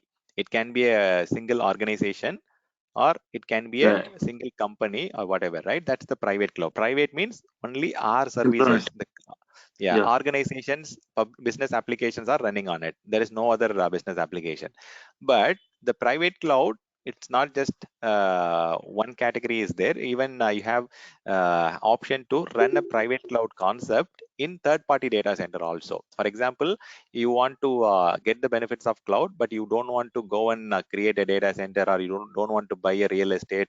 Instead, you want to have the benefits of cloud running at a third-party data center. What you can do is you can go and ask IBM or DXC or any organization to provide the features of cloud, but you want to have the security at the infrastructure level, meaning you want to have full control on the server, you have to have full control on the storage network, but you want to reduce the data center maintenance cost. Okay, so that's the way you go and get benefits of running your services on IBM. And IBM as a provider, they are all very trusted providers. And similarly, you have a lot of different trusted providers who provide virtual private cloud, or they provide you hosted private cloud concept. And on the other side, see, Nestle as an organization or Mercedes-Benz as an organization, they are not into IT, right? Their primary business is not IT. They are into automotive. They are into different industry vertical, maybe healthcare or banking or whatever. So they want a renowned provider to manage their IT infrastructure. They want the renowned provider to come and manage their private cloud environment. So what they do is they sign up a contract with IBM or HCL or TCS or DXC, and they will be maintaining and providing expert guidance on how to run the private cloud in a best way. Okay, so only the management is done by the third party. In this concept, it is called managed private cloud. The private cloud is owned by the organization, but it is managed by the third party. You call it as managed private cloud. On the other end, the ownership is here with IBM, but you have hundreds of customers, but it's not available for general public. Okay, only the customers of IBM can come and get the services. For example, they have what you call their own IBM private cloud and soft layer or Bluemix or whatever they call, right? So you go and use those services. Even in HP, they used to have Helion. Now Micro Focus is managing their private cloud. So those are all the options. Okay, so don't get too much carried away, but just try to understand on a very high level. Okay, Sir, these one both more are same. Yeah. Sir, one more thing. Yeah. So this managed private cloud will be on LAN network, or it can be in WAN network. Okay, it should be in your private network. Okay, you will be mostly accessing it using a VPN, or it will be an extension of your existing network. Okay. Yeah, but The some of host the virtual. services, Yeah. Good. the management will be private. Okay, but Okay. you might host the service for general public. You can have your web application or your front end being accessed from internet, but the management will always lie within the private environment. That's the advantage you want to have. You don't want to manage anything through the public internet. That's the biggest thing you are achieving here. Yeah. Okay, my understood. So, but virtual private cloud, we need to go only in internet, right? That is the only option. True, but again, it's the same thing, right? Private cloud Yeah, itself exactly. is, you can have VPN. Yeah, VPN. Understood. Thank you for Yeah, clarification. no problem. Okay, the next category is hybrid cloud. It's a mix of private and public cloud. So many of you know, right? A lot of organization, they are having a hybrid cloud concept. There are a lot of use cases. So some companies might have some of the services running on premises. Some services might be running on public cloud platform. Meaning, for example, a lot of organization take this use case. So they go and have the backend systems like the databases, or this data sensitive workload will be within their on-premises data center or private data center or private cloud, and the front end, the data less or data insensitive workload will be running on the public cloud platform, so that you get the benefit of global reach and all those things. So the web layer or the application layer, so the front end, I would say the front end layer will be hosted on public cloud. And some people, what they do is they always have the backup to cloud. Okay, so they will only have the backup or archival happening on the cloud side, public cloud side. And some organization, they also have active passive workload, meaning they will have primary server running on-prem. If there is a failure on on-premises data center, they will use the cloud server as a business continuity option, or some might be using it as a disaster recovery option. If there is a disaster, they will migrate all the users to the public cloud interface, and they will be using it. So some people might be using it as an active, or some people will be using it as an active system also. And some people are doing it as a cloud bursting concept as well, meaning, so you might have sales happening once in a quarter, or once in a year, or maybe once in a particular few months. You might have a need for more resources. Okay, only at that point of time you will expand the capacity on the public cloud side. Okay, so you will have additional 100 servers or 200 servers during the sales, or during the financial processing, or when there is a demand on your business, you will go and add more servers on the public cloud. And when the demand is going down, then automatically you will reduce the number of servers on the public cloud space. So some people are using the cloud bursting model, meaning they will add more servers, or based on the requirement, they will go and expand the number of servers on the public cloud. Expansion based on the business demand, they will go and add more servers and reduce it. Okay, so some people will do that. And some people are doing tiering also, meaning they will have the primary content on premises, the archived contents which is needing more what do you call the long-term retention and all, they will put it in the cloud for because like even cloud, everything is disk based, right? Unlike your on premises, you have to put your data in a tape, and then you have to put it in an offsite, and we never know whether the tape will be recoverable after 10 years or 15 years. You might have a lot of compliancy requirement, you might have a lot of requirement from the business that you need to have this particular data available for these many number of years. So a lot of organization will have a mix and match of on-prem and the public cloud, and these are some examples, right? So mix of private and public cloud is called hybrid cloud, right? And the last category is community cloud. Community cloud is mainly for a specific community. So there are a lot of cloud that has been deployed for governmental organization, There have been a lot of cloud for healthcare only. There are some cloud that has been deployed for educational purpose only. So I'll give you some examples when we see that on the AWS side. So we have got AWS Government Cloud, Azure Government Cloud. We have got Azure China Cloud, Azure Germany Cloud. So for some specific legal requirement or for some specific compliancy requirement, we have such community cloud, which is used only by specific set of community people. In the past, there has been cases when there is, like for example, let's take there is a widespread pandemic going on, right? Since the last couple of years. So now all the healthcare industry have to work together to find the product to overcome the situation, right? So they cannot, for example, like one healthcare organization will not give access to other healthcare organization in their data center. Now they need a common space where they can collaborate, combine together, and find the product that can overcome the current situation, right? So what Amazon or Azure as a provider they do, they create a cloud platform where all these people can collaborate together in a private location or in a secure way, and then once the project is complete, they can go and dismantle it. So those options are available for specific community also. Okay, any questions on these category based on the location of the cloud? If your cloud is in your own data center, then it is called private cloud. If the cloud is on the public internet, then it is called public cloud. The last category, I mean, the third category is the mix of private and public.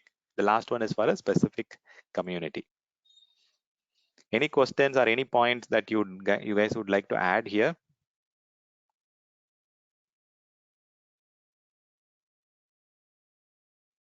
Okay, let me take one example here and I'll ask some questions. Okay, see, I have a on-premises location. In my on-premises data center, I generally have all these things, right? I'll have a networking gear, I'll have a storage hardware, I'll have a hypervisor, I'll have server, operating system, and all those things. So can I go and say suddenly in a fine morning, can I call this on-premises data center as a public cloud? Is it okay that, sorry, private cloud? Is it okay, or will you accept? So what are the different things that make up the public cloud or private cloud? Any idea? What are the characteristics that make up your cloud environment? So what are the essential components of cloud? We should at least not host the, I mean, not hold the infrastructure. So like you want to do a lot of automation, right? You want to do a lot of orchestration, meaning you should not go and do the same thing, creating the VM or deploying the storage or creating a disk. So you don't want to go and do the exact thing that you used to do in your on-premises. So in order to do that, the primary thing that you need is the okay, you need is the self-service portal. Okay, let me just do something here. I'll add few point. Okay, let me do one thing. I'll just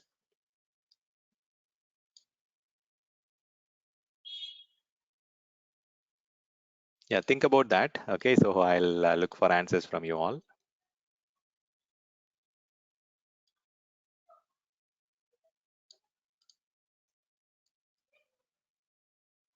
Because I don't want these sessions to be one-sided or just an information sharing session. Instead, I want it to be a.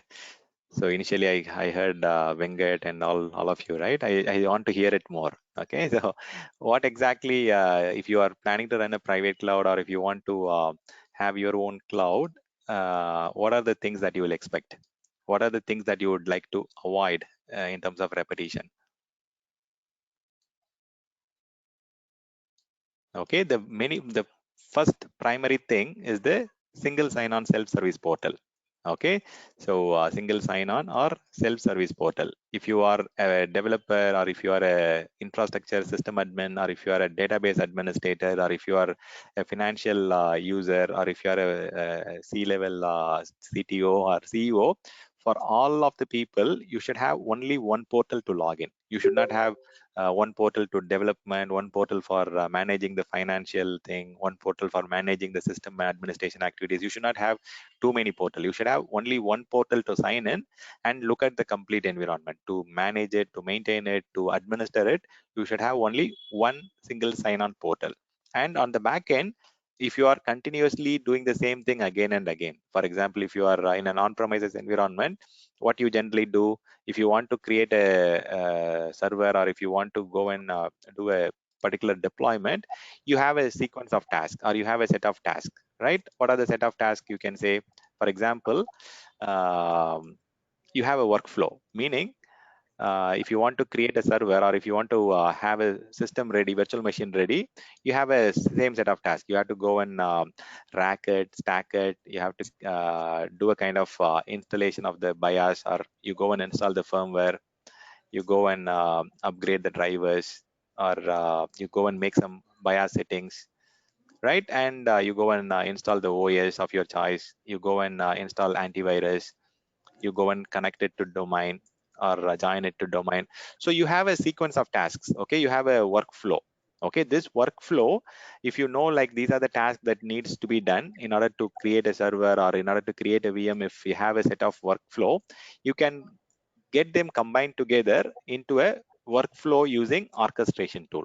So orchestration will help you to define the set of tasks, and help you to list down what needs to be done first, and then next, and so on. Okay, it will organize the set of tasks into an orchestration tool.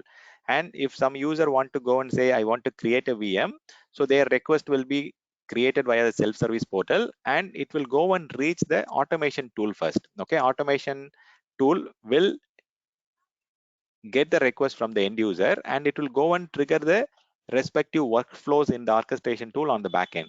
See, in some cases, you might have both orchestration and automation combined together in one tool.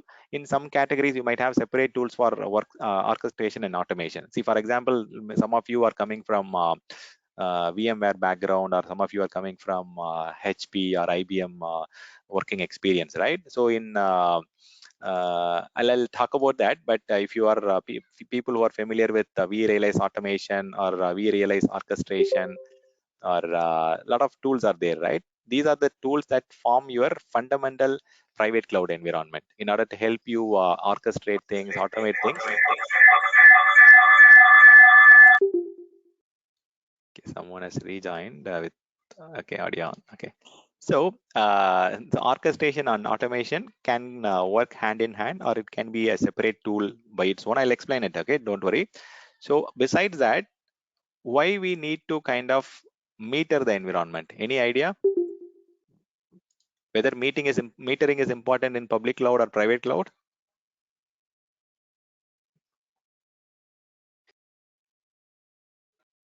Why we need to meter? Yeah. I mean, you need to know the utilization part, like how much Very they are good. going to utilize. Correct. Right. So you need to Based on chart that, the that. charges will be placed. Yeah. Yeah. So you need to Sorry, definitely.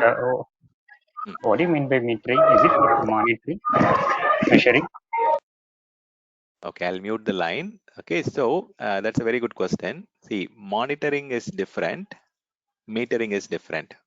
Monitoring is mainly for what we call auto heal, or auto remediation, or whatever. Let me explain that quickly. Okay, no worries. Okay, let me just expand this.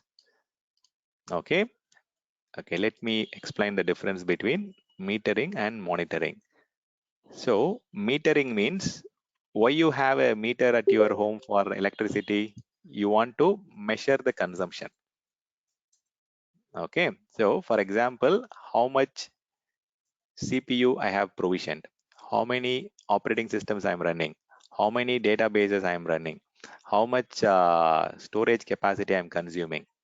Okay, how much data transfer I'm doing on the internet. Okay, so I have to understand how much is the metering. So see, for example, if you're running a private cloud environment for a engineering college or for a university, you will have a lot of departments within them. Okay, so for example, if you take computer science, IT, mechanical, or you have production department, you have a lot of different departments in your university, right?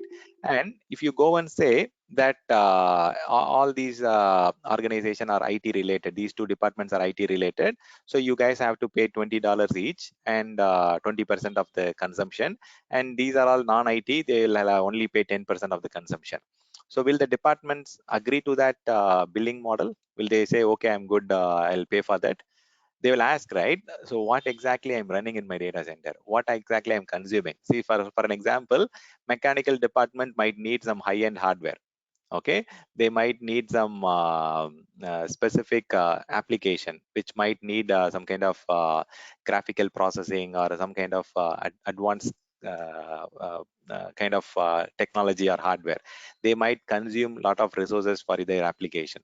So only if you go and meter the consumption. See, for example, computer science, they will only run Java application or maybe some kind of basic small applications which might not need a lot of capacity, and they might only consume a very less amount of CPU, memory, and storage. But whereas the other department might consume a lot of space for storing a lot of diagrams and documents and so on. So only when you go and measure the consumption, you can go and charge back the departments, either within the university or if you're talking about an organization is a group of companies, right? You might have hundreds of child companies, maybe acquisition or merger or based on whatever.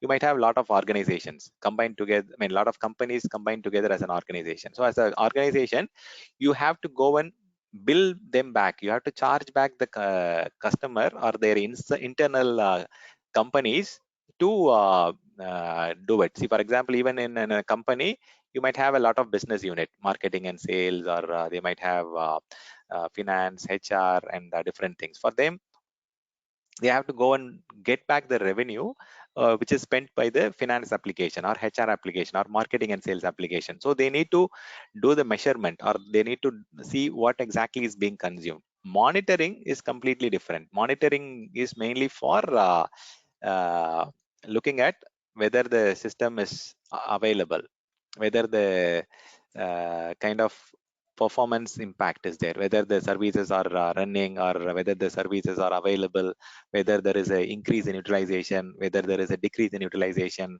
So based on the performance, you can go and do a right sizing, and you can go and do a it's more about monitoring the service, monitoring the application, monitoring the OS, looking at the firmware level, looking at the definition of the antivirus. So monitoring is different, metering is different. Clear? I don't know who asked it, but is it okay? Yeah, clear. Okay. So yeah, metering is tied to chargeback. Monitoring is tied to right sizing, remediation, auto healing, and all those things. Okay. So in a public cloud or in a private cloud environment, the important thing that comes into mind is the right sizing. See, for example, in on-premises, whether you use it or not use it, you have already purchased it fully. So you have to pay for it. I mean, you have already paid for it. Whether you consume it or not consume it, you have already invested. But in the cloud, it is consumption based model, or it's a pay as you go pricing model, meaning the amount of CPU that you use per month, you have to pay for it. The number of server you are running, you have to pay for it. Number of operating system you are consuming, you have to pay for it. So you have to have the right level of resources so that you have the billing for whatever you need. The right sizing is a very important concept when it comes to public cloud environment. Okay, so other than this, you also have something called multi-tenancy model in public cloud or private cloud. Mostly multiple people are sharing the infrastructure. Many people are sharing their setup here. Okay, and this is one another important thing. Then comes the integration thing, API. Okay, you have to go and integrate with your ServiceNow or ticketing tool or ITSM management tool or cloud management platform. So you need to integrate your existing environment with some of the existing tool sets. So these are the very important thing, and definitely everyone knows that without virtualization, your cloud is a failure. So virtualization is definitely implemented in almost all the private cloud or public cloud environment. So when you have all these characteristics in your own data center, or whatever you are getting it from the public cloud, is all these backend characteristics combined together is helping you to provision the workload quickly provide the services in an immediate way.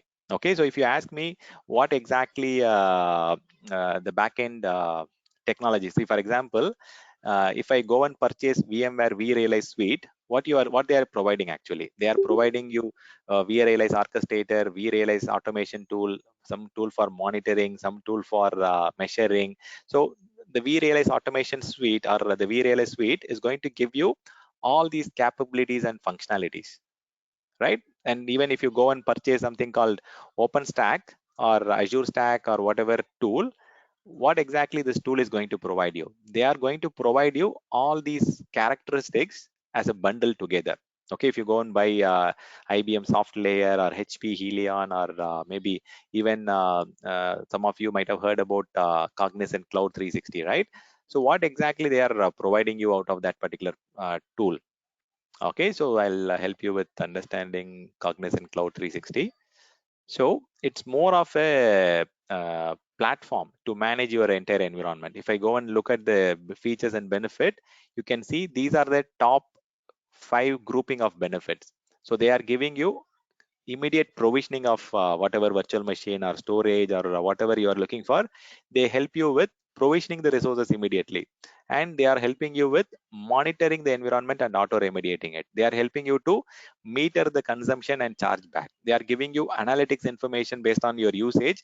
In the past 30 days, I have been only using this much amount of CPU. If I reduce the CPU from 8 to 4, you will get this much amount of cost saving and all those things. And also it gives you integration to existing tools like ServiceNow or Concur or whatever tools you have. So if you go and purchase this Cloud 360 product from what we call Cognizant, or if you're purchasing OpenStack from the open community, or if you're buying AWS Outposts, or if you're buying Azure Stack from Microsoft, or if you're going and buying VMware vRealize Suite. So all these are going to provide you what? They are going to provide you all these features and functionalities. All these characteristics will get enabled when you go and purchase this particular bundle. Okay, and this bundle is nothing but a set of software. It's a kind of software suite. You have to purchase it and you are going to implement it in your on premises. Okay, when you go and implement in your on premises, you get one single portal to request for additional VMs or additional capacity or additional storage or whatever. You get it in a very organized way. So if someone asks you what exactly the characteristics that should be present to call your data center as cloud, these are the top characteristics or top 7 or 8 characteristics which makes your data center a cloud environment. Okay, if someone asks you if you have at least 7 or 8 of the characteristics listed here, you can definitely call your environment as a private cloud environment. Without that, you cannot call your environment as private cloud. So I would say these are the characteristics of cloud. So Stanley, One can you please question. explain on the API integration, specifically on API integration characteristics? Yeah.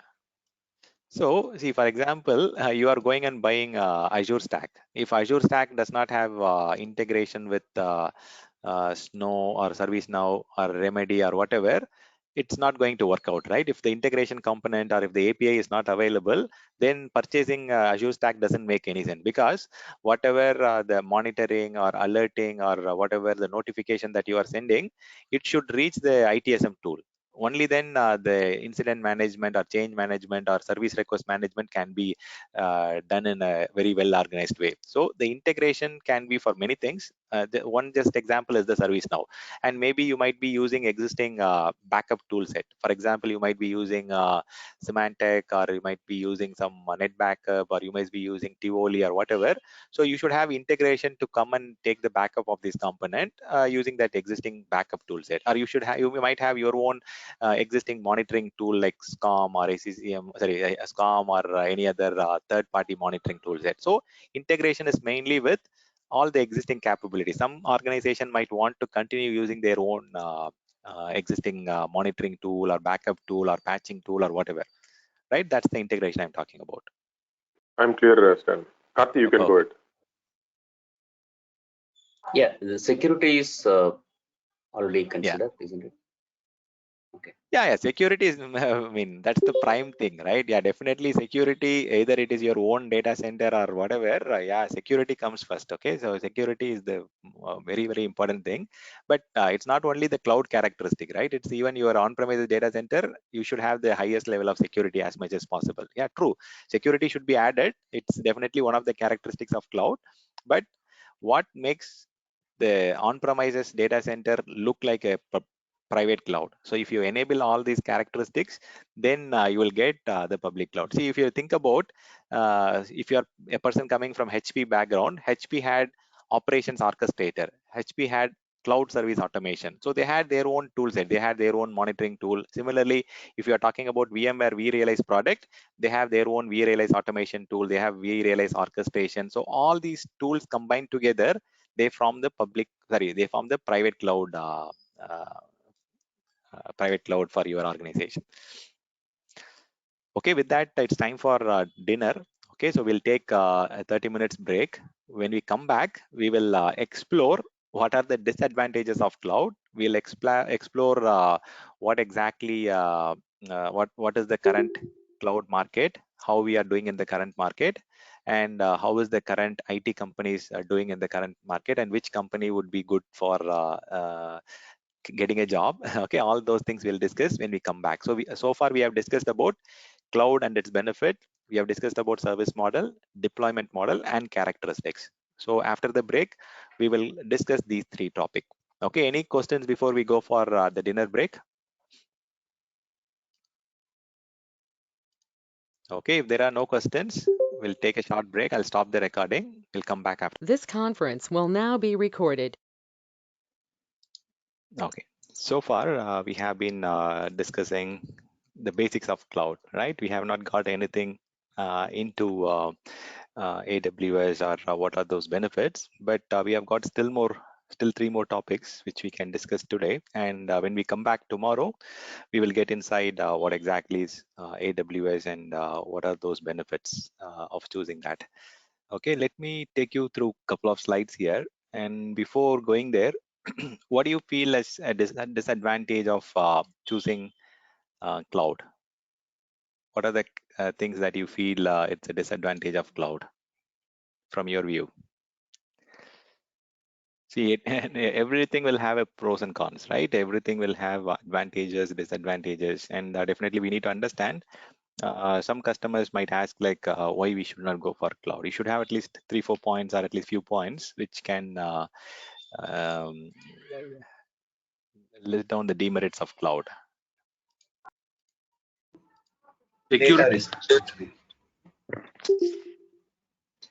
Okay, so it's not data security. We can call it as data privacy. Meaning, see, for example, if I'm having some data, if it is with me, okay. So if I have information, if it is with me, if I just sharing it with someone else, okay, the data's sensitivity or like the privacy gets reduced here. Okay, more than security, it's about privacy. If I'm going and storing some of our data in some third-party data center, some unknown data center, or because I'm unknown about the location here, I don't know where exactly the server or storage or where exactly my data are present, whether they are making additional copies. So I don't have a lot of visibility there. Even I don't have a lot of control on the physical infrastructure, or I don't have control on any of the physical components. I don't know whether they have multiple copies of the same data and so on, right? The control is limited, and the reliability. Okay, so yeah, let's talk about one by one. Any other point from anyone?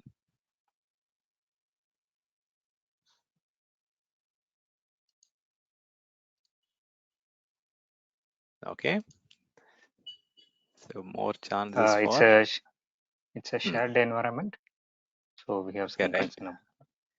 Correct. It's a shared infrastructure, true. So which gives you some benefits and which gives you some additional drawbacks also, because the backend network, the backend storage hardware, everything is shared. If someone who is not with a good mindset, if they kind of try to do some kind of intrusion or trying to take the data, they can try all things, attacks, right? So that is true. Okay, to some extent, I will agree to that. So otherwise, what are the other things? May not be Other suitable for infrastructure. Cost. okay. So see, Actually, the hidden cost, if I don't properly provision it, right, so I may get overcharged because if very I true, don't do it Karthik. properly. Yeah, very true, Karthik. So the reason it's a kind of unpredicted cost, I'll tell you. Okay, this is the world that we are living in, right? For example, let's talk a important thing about security, right?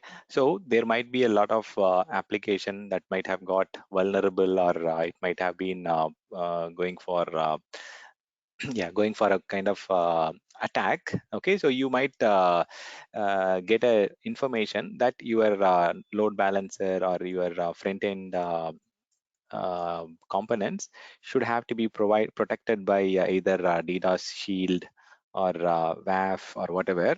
So if your application is really internet facing, or if your application has got really that particular component vulnerable, then you can go and enhance the security components. For example, if I'm going and adding additional WAF protection or AWS shield protection or advanced security protection, these are all going to add $1,000 additional cost every month. It's just a matter of one button click, whether I am choosing a basic level of protection or advanced level of protection. If I go and say advanced level of protection, it will automatically start charging me $1,000 every month. Okay, so if you are going and choosing something which might not be needed for your environment, then the cost might be kind of keep on increasing. So you have to be very good in solutioning. You have to be very good in designing and choosing the components that is really needed for the business. So if you are taking a decision which is cost sensitive or which is going to increase the cost, then you need to get the approval from the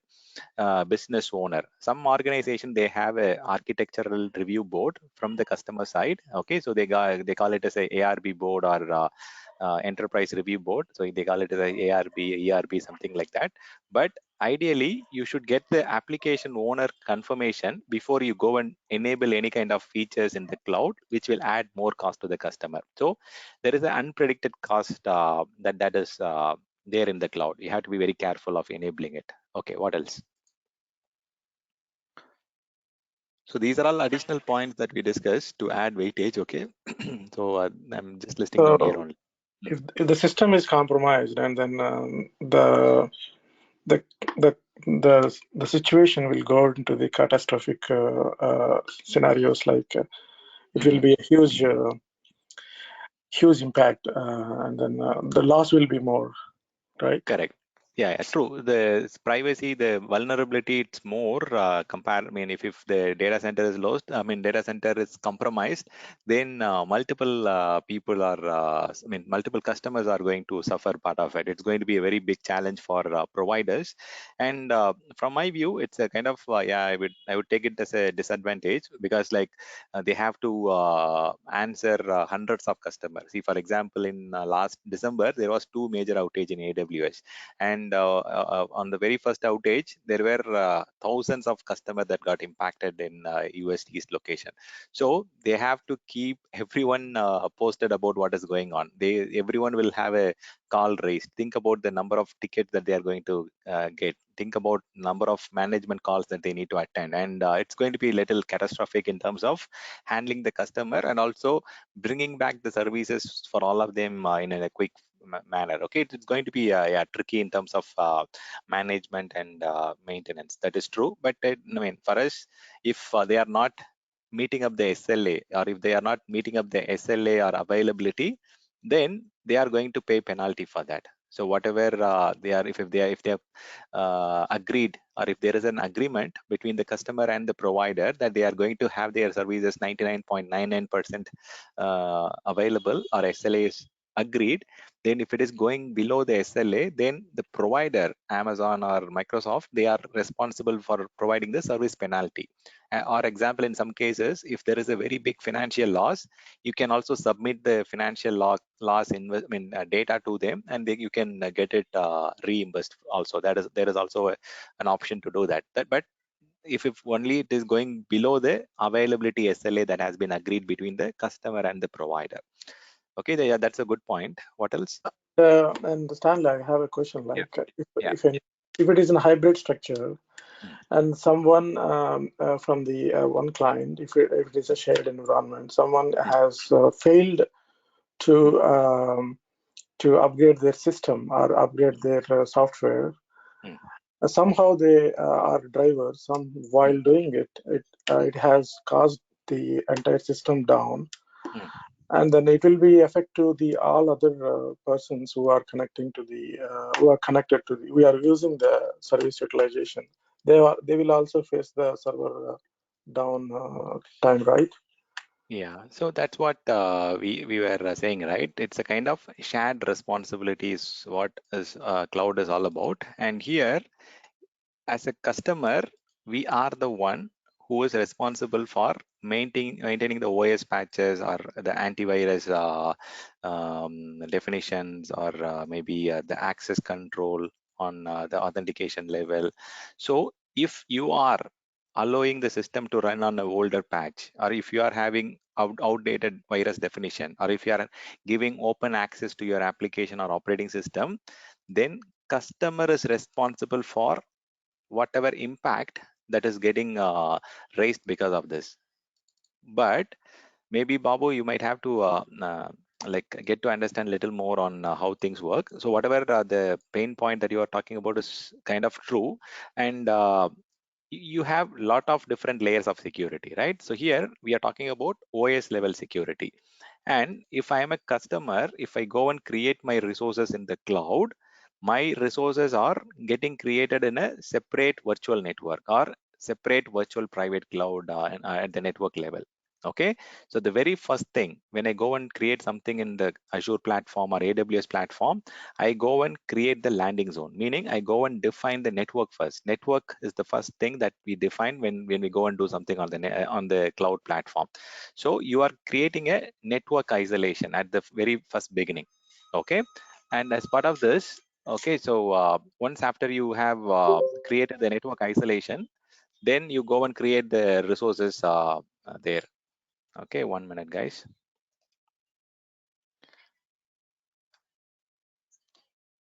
Okay, sorry. I was distracted by a phone call. Okay, sorry about that. So we go and create a network isolation, meaning, so at the network level, you will have subnet level filtering, subnet level firewall. You will have instance level firewall, meaning each and every EC2 instance, they can have their own security group, which can help you to filter the traffic. Similarly, you can have network access control list, which can filter the traffic at the subnet level. At the entire network level, you can have AWS firewall or different tools like Shield and other layers which can protect. So it's not that one customer's operating system, if it becomes vulnerable or if it is getting into an issue, that will not kind of impact the other customer's environment, because it is protected at least with 5 or 6 different layers. It is not going to impact the other customer, because the isolation that gets created is at the very first level at the landing zone creation itself. So they are isolated they are in a completely isolated network. Okay, so they are not going to get impacted because of vulnerability that is on one of the customer's operating system. If this is the case, then customer has to be responsible for any impact on their application or whatever. Okay, the customer's responsibility is to maintain the OS with the latest version, service pack, patches, and antivirus definition, giving right level of permission. See, I have seen a lot of companies getting exposed to cloud by leaving the default username and password, either for their operating system, for their application, they will give the default username and password, and their application will get exposed, and there will be a lot of data leakage, and they will lose a lot of revenue in terms of customers' confidence, and also they are losing a lot of revenue because customer data is leaked, right? Everything that is getting leaked, it is financial impact for them. So see, if there is a problem with OS, antivirus, or access permissions, it is a customer responsibility. Azure or AWS, they are not going to take responsibility of that. So if something is problematic on the hardware level, if the server hardware has got very old BIOS, if it has got very old firmware, if it has got some kind of vulnerability at the hardware level, if there is an impact because of the hardware level vulnerability, then comes Amazon's responsibility. Okay, so whatever is happening at the OS level or at the layer in infrastructure as a service. Okay, so you're getting my point, right? So here, if there is issue on access, data, or application, or runtime, or virtual machine, then it's customer's responsibility. Only if there is a problem at the infrastructure level or infrastructure and platform level based on your consumption of service, then it's going to be uh, differentiated on who should own the problem. Okay, if you're going for software as a service, then yeah, most of the things are with the cloud provider. Then if there is a problem in any of these component, then they should be taking responsibility. If it is a infrastructure as a service, then customer owns a lot of layer. They have got more control and they are equally responsible. Clear? Got it. Yeah. Yeah. Correct. Yeah. Okay, fine. Stan, Yeah, go ahead. sorry, one question on the same Yes, point. sir. Say if we are we have taken an infrastructure as service and there is a vulnerable reported in OS level or somewhere there, will there be a push from the service provider to get it rectified, something like that, or how will that work? It is purely So to the customers. yeah, right. So ideally, see, for example, Amazon or Microsoft as a provider, they don't have visibility or control on the OS level information or Okay. inside information. Okay, even though Okay. they know it, they will not tell you. Okay, even though they get Okay. Got it. information, because if Amazon is, if you're using some tool from Amazon work marketplace, or if you're using something from Amazon, only if you have asked them to manage it, then they will be telling you that these are all vulnerabilities. For example, there is a marketplace service, okay, called Tenable, or if you are using Nessus or whatever, there is Tenable. a Yeah. agentless or frictionless service that can help you to report it within the Amazon console. And if you are asking support from Amazon, then they will give you guidance. Okay, otherwise they're not going to tell you like your operating system is without these patches, vulnerabilities, and so on. It's your customer's responsibility to scan the system and to make sure that it is compliant in terms of patches and whatever definitions and so on. Okay. Whereas Yeah, if yeah. it is Provider will SaaS, not tell then you. it will be, yeah. Whereas They if will it is take a care of SaaS it. service, then they'll take care of it. Got it. Yeah, they are the one who manages the OS runtime Aha. version application, so they have to take care of it. They will not tell us that they Got it. will Got it. Yeah. Yeah. take care of it. Yeah. Yeah. I'm clear. Okay, perfect. So maybe few more points we can list down here. So definitely in public cloud, it requires a lot of dependency on internet connection. Okay, so there is a lot of dependency with the internet connectivity. So if there is some non-availability of internet, all the end users will have disruption or network disruption. So internet, there is a high dependency, and the more you go, you need to be very careful with the vendor relationship management or the contract agreement, or you have to be very good on the EA agreement. You need to make sure that you read through the agreement properly, and make sure you understand the availability terms, the penalty terms, and so on. Okay, so if you're not properly understanding that, then you will have a lot of problems there. And next comes the compatibility issue. In most of the cloud services, either in platform as a service or in majority of the cases, they don't support legacy. Okay, legacy is not generally supported, meaning if you want to have older 32-bit, or for example, if you want to have some older version of Java platform or .NET application in the platform, they don't support it. They generally either support only N or N-1 or maximum N-2 or 3. Okay, so only latest, recent, or recent minus 2 or 3 levels only they support. They don't give you support for Java version 2 or a very old version of operating system or 32-bit operating system. Those are all not supported. But if it is your own data center, you will run your own version of OS, your own version of application. You don't really bother about it, and you have that flexibility and luxury to run your application on whatever version that you would like to, right?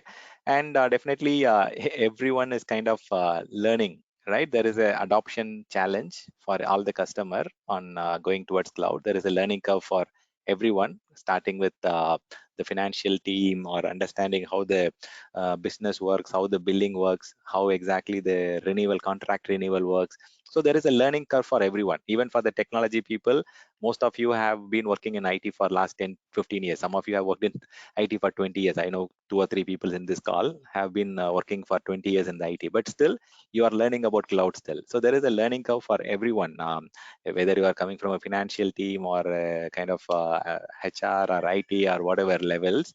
You still need to have a kind of learning curve to adopt the cloud. There is a adoption challenge that we are having here. And see, the more even if I don't want to list 20 points for uh, what you call disadvantage, that will make you think, oh, what's this, whether whether you really need to choose this. But I don't want to limit more, but maybe I'll check if I can add any additional important point here. So as I told you, the more you use cloud, you will end up getting into vendor lock-in. I was telling one point here, right? You might have currently running on Microsoft SQL, and suddenly you will see after a couple of months or after a few months, you will be running on Amazon Aurora. Okay, so they will tell you Amazon Aurora is 6 times faster, 5 times cheaper, and they will use all fancy terms to migrate you from the current workload to the cloud native workload. Similarly, they will say if you are running on Amazon Nitro, it will be very easy. Amazon will manage the entire thing. You will get a lot of quick migration benefits and all those things, and you will migrate it. Similarly, everything will get into Amazon's native technology, and if you want to come out of that without their help, you will not be able to come back. See, for example, it's the same case, not just with Amazon, right? See, if you are using VMware Converter, they will help you to migrate from physical to virtual. Whether they will help you to redo the things, whether they support virtual to physical, they will not support it. They will only allow unidirectional. They will accept the new workloads. They will not help you to go back or revert back. So if it is only 1 day or 2 days you have run, you can power off the virtual and go back to the physical machine. Otherwise, you have to go use some third-party tools to migrate from virtual to physical and all those things. So that's the thing which happens with every vendor. Okay, the more you continue to use them, they will use all whatever gimmicks or whatever fancy terms to get you locked into their technology. And if you want to go out of their technology without their help, you will not be able to going out, and you have to pay for a lot of things for migration, transformation, or if you want to go out of their data center, all the data that you are taking out from their data center, you have to pay for it. Data transfer out is chargeable, whereas data transfer in is free. So you have to be very careful on this. So these are the important things I would say. Okay, and maybe there are a couple of more points. I want to limit it here. Okay, so any questions, or anyone would like to add any additional point? So definitely, you know that the dependency is increasing here with the cloud provider, and also the browser also becomes a very important component, because we are connecting everything through the browser, and we might need to have the latest browser version and all those things. Yeah. Oh, anyways, guys. Okay, Yeah, so these are the. Go ahead. the Stanley, application requires modernization, right? I mean, to match with this cloud compatible application, right? So legacy, you'll have to split into different. Just you cannot put the entire legacy application into. True.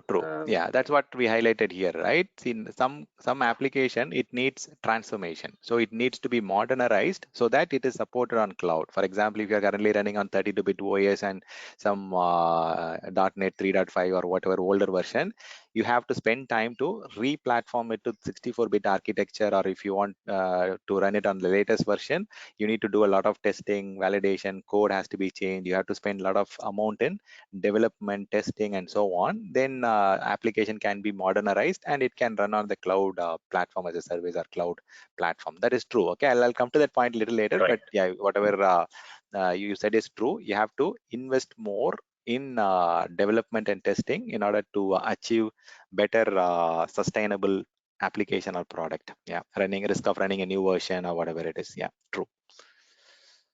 Stanley, Go ahead, one more thing. So yeah, one more thing.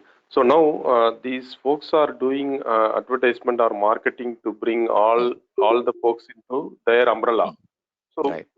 to shield that one, our IT team or our infra team should be well enough to counter or defend those things, so that the architect should be well enough to bring whatever Karthi mentioned, right? Whatever the other infrastructure which needs to be shielded out. So we need to be well effective on that, right? That then only we cannot go into their prey.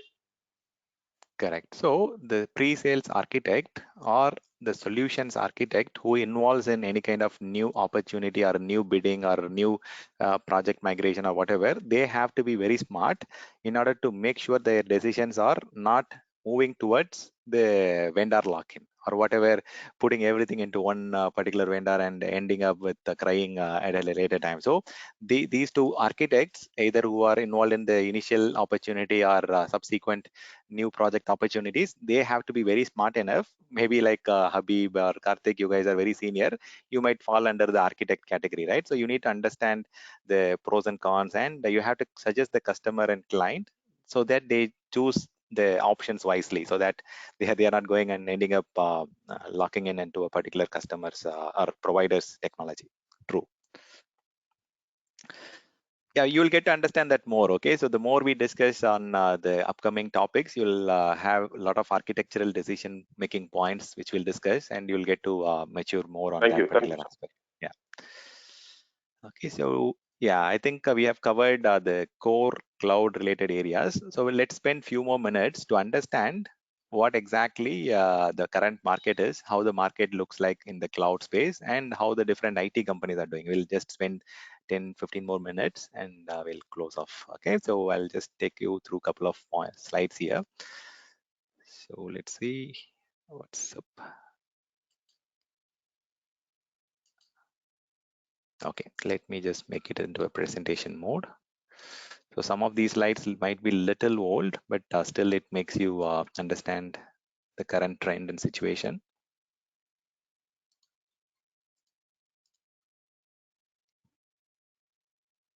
Give me a second. Okay, sure. Okay, too many slides are there. Yeah. So here, if you look at the overall market, so you know Gartner is a provider who actually do the assessment in a public forum, and they share the results of who is doing at what level and who is currently best in the market. So all those reports are being provided by a lot of organizations. So Right Sales, what you call Gartner. So these people, they provide their own reports. So as of 2019 or 2021 here, so you can see that there is a very good competition on between Amazon Web Services and Microsoft. So these three are the leaders in cloud segment. Okay, so when it comes to infrastructure as a service and platform as a service, but if you combine infrastructure as a service, platform as a service, and software as a service, Microsoft has got a smaller edge in the recent past. In maybe like 1.5 years back, they have took the leadership in all the three aspects combined together. But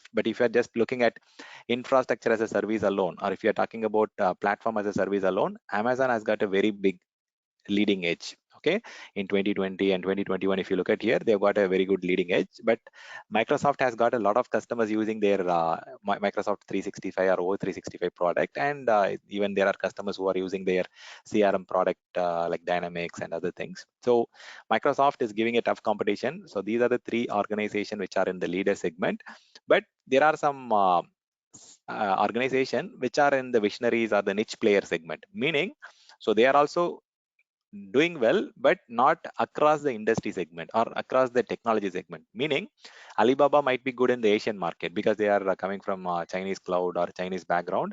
They might have a lot of customers in Thailand, what do you call Singapore, Malaysia, and Asia region, but they might not have the global presence like the leaders. Leaders will have global coverage. They will have customers from different industry vertical. They will have coverage in all the different aspects, technology wise. People will be using their machine learning technology, AI, database, and other things. But for them, like if you look at Oracle, many customers will be looking forward for Oracle for some specific product, maybe like databases or some hosting workloads and so on. So they are not concentrating on all the different aspects or all the different areas. So niche players are only for specific areas or specific segment. But whereas these people, the top three, they are all providing service for all the different things. And if you look at here, recent past, the survey says VDI is growing like anything. You know, right? You know the situation. Everyone understands the pandemic and everyone is working from home. Everyone needs a kind of virtual desktop which has all the application software loaded. So in the last 1 or 2 years, VDI solutioning has become a very big thing. Okay, everyone is adopting desktop as a service or VDI service from public cloud providers. So that is a very hit. Everyone is discussing about virtual desktop in Microsoft Azure, Amazon, and so on, workspaces, and all these things. But if you look at the infrastructure as a service, it is also growing like anything. Comparatively, this is the adoption rate. In next 2 or 3 years, the infrastructure as a service adoption will reach its threshold, meaning many customers will complete the rehosting thing or whatever, and then they will start looking at platform as a service or consuming software as a service more in next 2 or 3 years. But now the desktop as a service and the infrastructure as a service are the top two things that are growing like anything. But after 2 or 3 years, maybe that might reach the saturation level, or people might go back to office mode of working, so this will come down. And similarly, all the infrastructure that is capable of rehosting might have got completed. Only we'll have business application for re-platforming or re-architecting. Because of the current business budget, they might not be doing it now. Maybe they might target it after 2 years or 3 years, and so on. They will have a lot of workload targeted towards application modernization or mainframe modernization or SAP modernization. So you will have a lot of business related workload which might get modernized in the near future. Maybe after 2 or 3 years, people will talk only about those niche areas, not the regular workload. But now people are talking about migrating whatever they have in their on-premises data center, the utility services, their business application running on Windows, Linux, all those things are easily getting migrated. Okay, so moving on to the next slide. Okay, sorry. I don't know what is there. 1 minute. I have a lot of repetition of slides here.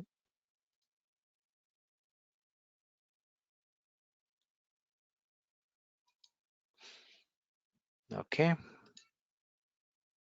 So as I told you, so these are the 4 quadrant which Gartner provides you, right? As I told you, so they are the leading research and advisory organization, Gartner. Everyone trusts the data that is being provided by Gartner because they are in the market for last 43 years, okay?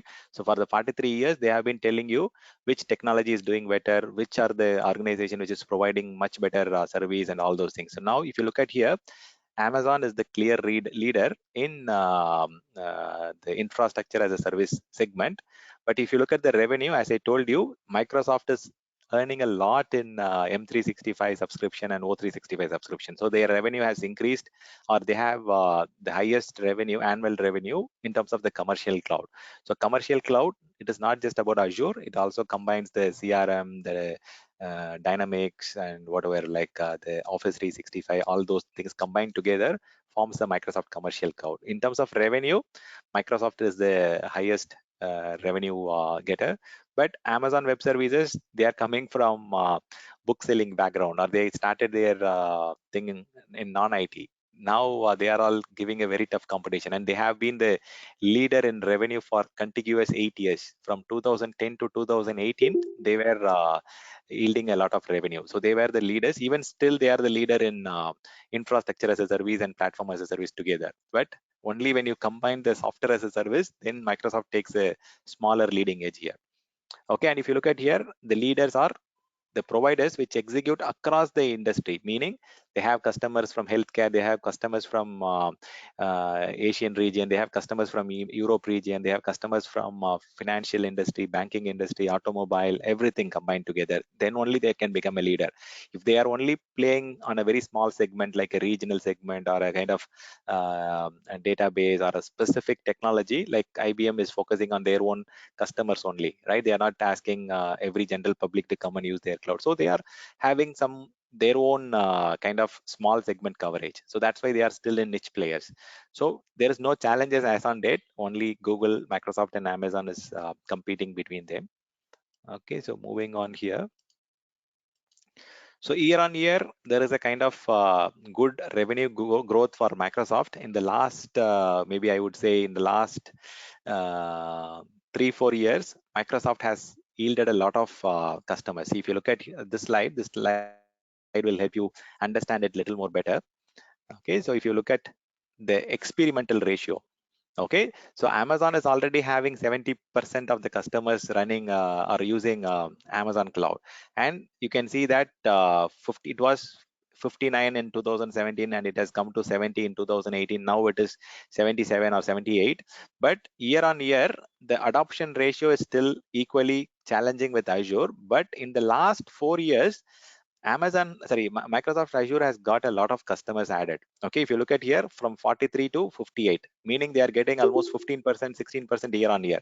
But if you look at here, my Amazon is already saturated. They have already reached their heights. So they are getting only 9 or 8% year on year increase in the customer base. And Google, if you look at, even they are also getting good customers, but not as much as Microsoft and Amazon getting.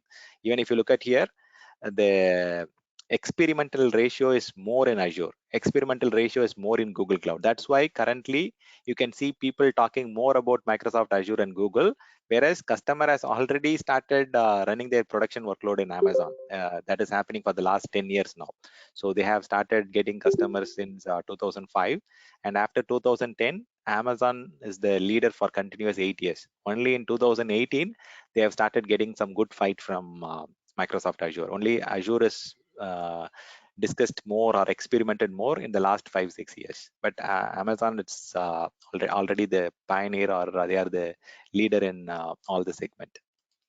Okay, coming to the IT industry, or at least the big organization in India, whoever is having their presence. If you look at here, in cloud infrastructure management and professional and project services, Deloitte, Accenture, Capgemini, Wipro, they are all having a lot of customers. They are already giving a lot of support in different use cases, different industry vertical, and so on. So companies in this particular leader segment, they already have a mature framework. They already have a mature model. They already have customers from all different industry vertical and regional locations. So everyone is everyone in this particular leader segment, you might not have a lot of experimental things happening there, because they are already leaders. Okay, they know what to do, and they already have the processes, framework already well established. So if you look at here, in 2019, HCL was in Visionary, but then in 2020, where they are? Okay, they are still in Visionary. But if you look at TCS, in 2019 they were in Visionary, but now if you look at in 2020 itself, they have reached the leader segment. So that's the level of growth, or that's the organization we should be kind of part of. And because they have a very good visionary, or they have a very good kind of roadmap to get more customers, or to increase their competency, to increase their customer base, and so on. So you can look at the screen here. So earlier, if you look at DXC technology, it was under the niche player. Now it has come under the challenges, meaning almost they are there. They are almost reaching the leader segment. So maybe in after a couple of years, this NTT Data, Nord Cloud, DXC technology, these people might get into leaders if they are continuing to have more customers and if they are performing well. Similarly, if you look at Nord Cloud, they were also in challenging segment, but they are doing very well in the European market. But they will also have to perform well in the Asian market, and also get more customers in the American location, so that they are also getting into the leader segment. So if you look at here, if you are part of this organization, you are already part of a leader in the cloud professional services market. But if you are in a company which are in the challenging segment, or if you are working for this organization, there is a lot of room for learning. Okay, you are also learning along with the company's roadmap, framework improvement, and the processes improvement. They are doing a lot of experimentation. You can also learn along with them. But here, it's already well deployed. It's already well architected. It's already at a kind of reach where they have already know what they have to do in order to sustain the business. Okay, any questions from anyone so far?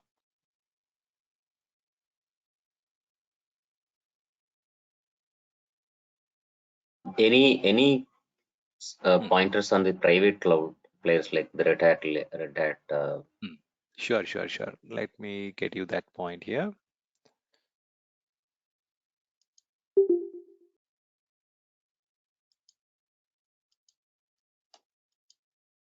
One second.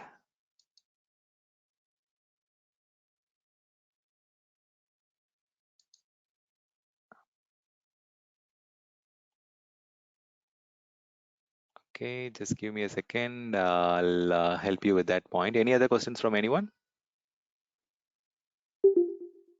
Stanley, I mean, on previous slide, you highlighted a point that data in is free, but data out is chargeable. Yeah. Is there any such limitations when we communicate within inter-cloud communication? Is there any such limitations they have, or I mean, Okay, when so you communicate, data you have transfer an out is data transfer out, meaning if you have a region, for example, Central India is a region, Mumbai is a region. Similarly, South India, Chennai is a region. So if you are moving the data outside of a region, then you have to pay for it. If the data is within the region, in multiple data centers within the region, then you don't have to pay for it. Only when you move the data out of the region to your on-premises, to third-party Azure data center or Google data center, then you have to pay for the data transfer. So data ingress, data inbound is free. Data outbound outside of a region is chargeable. Okay. Yeah. Okay, coming to the private cloud question. So if you look at here in the private cloud market, everyone knows that VMware is a monopoly there, right? So VMware vSphere is being used by a lot of organizations. Though even in the year 2019 itself, they had around 50% plus customers using VMware product. And see, even in 2016 itself, we had 45% or 46% of the use cases. And if you look at here, this particular thing is only the VMware vSphere thing. If you combine VMware vCD, vCloud Director, VMware vSuite, and all these three things combined together, they have almost 80-85% of the market with them. Okay, private cloud, it's monopoly. VMware is a monopoly in the private cloud segment. And you can see OpenStack, it was very well used before 2015 or 2016. They had 40% or 30% customers who were trying to use it. But then they started feeling that it is not going to be a long-term solution. Still, they are spending a lot of money. And the usage of OpenStack came down drastically after 2015. It was near 35-36%. And it started coming down to 20% in 2017. Now again, a lot of investment is coming from IBM and the big organization, and again it is starting to grow up, and a lot of banking and financial industry, healthcare industries are starting to adopt OpenStack platform, so that it is again showing some kind of increase in revenue and usage. But otherwise, VMware is a monopoly with 75-80% of the customer using private cloud product. And if you look at the what we call Microsoft Azure stack, it is kind of used for like 20%, close to that. AWS Outpost, it is also growing like anything. It is like 15% as on date, and similarly like the other providers. Okay. Is it okay for you? I mean, you got the point, what you're looking for? Thank you. Okay. Thank you. No problem. Sure. Okay, guys. So these are the contents that I had in mind to cover today. Okay, so let me take a step back because we are also reached 9:20. We'll just quickly. Okay, I'll summarize. Okay, so these are the discussions that we had today, right? I talked about what I'm going to cover, and you have to give me your Gmail ID in order to get access to the session recording, the lab materials, the session notes, and the ebooks, exam dumps, all will be given access to your Gmail ID. You can give your Gmail ID. I'll give you access to both Tamil session and the English session. Currently, the session is on English, but I have taken AWS in Tamil in the past, so you will get access to that also for your reference. And we discussed about all these things, right? We did not get too deep into any kind of specific cloud provider. But tomorrow we'll be discussing more on AWS only. Okay, we'll discuss why we need to choose AWS, how they are geographically present, how we can make use of AWS cloud platform, and so on. Okay, any questions from anyone on what we have covered today? Cloud benefit, cloud advantages, cloud service model, cloud deployment model, cloud characteristics, cloud disadvantages, current market. Any questions on any of these areas? I'll share this Excel sheet right after this session. You will also you can use this as a self-reference guide. See, for example, if you're going and learning some of the new recordings, or if you're watching something in the YouTube, you can also add more points for your reference, so that it can act as an interview reference for yourself. Okay, you can use this as a study material also for you. Okay, so with that said, I'll be here for next couple of more minutes. If you have questions, you can ask it now. Even if you want to ask question in Tamil also, I'm fine with that. Okay, because it is we have reached the session end today.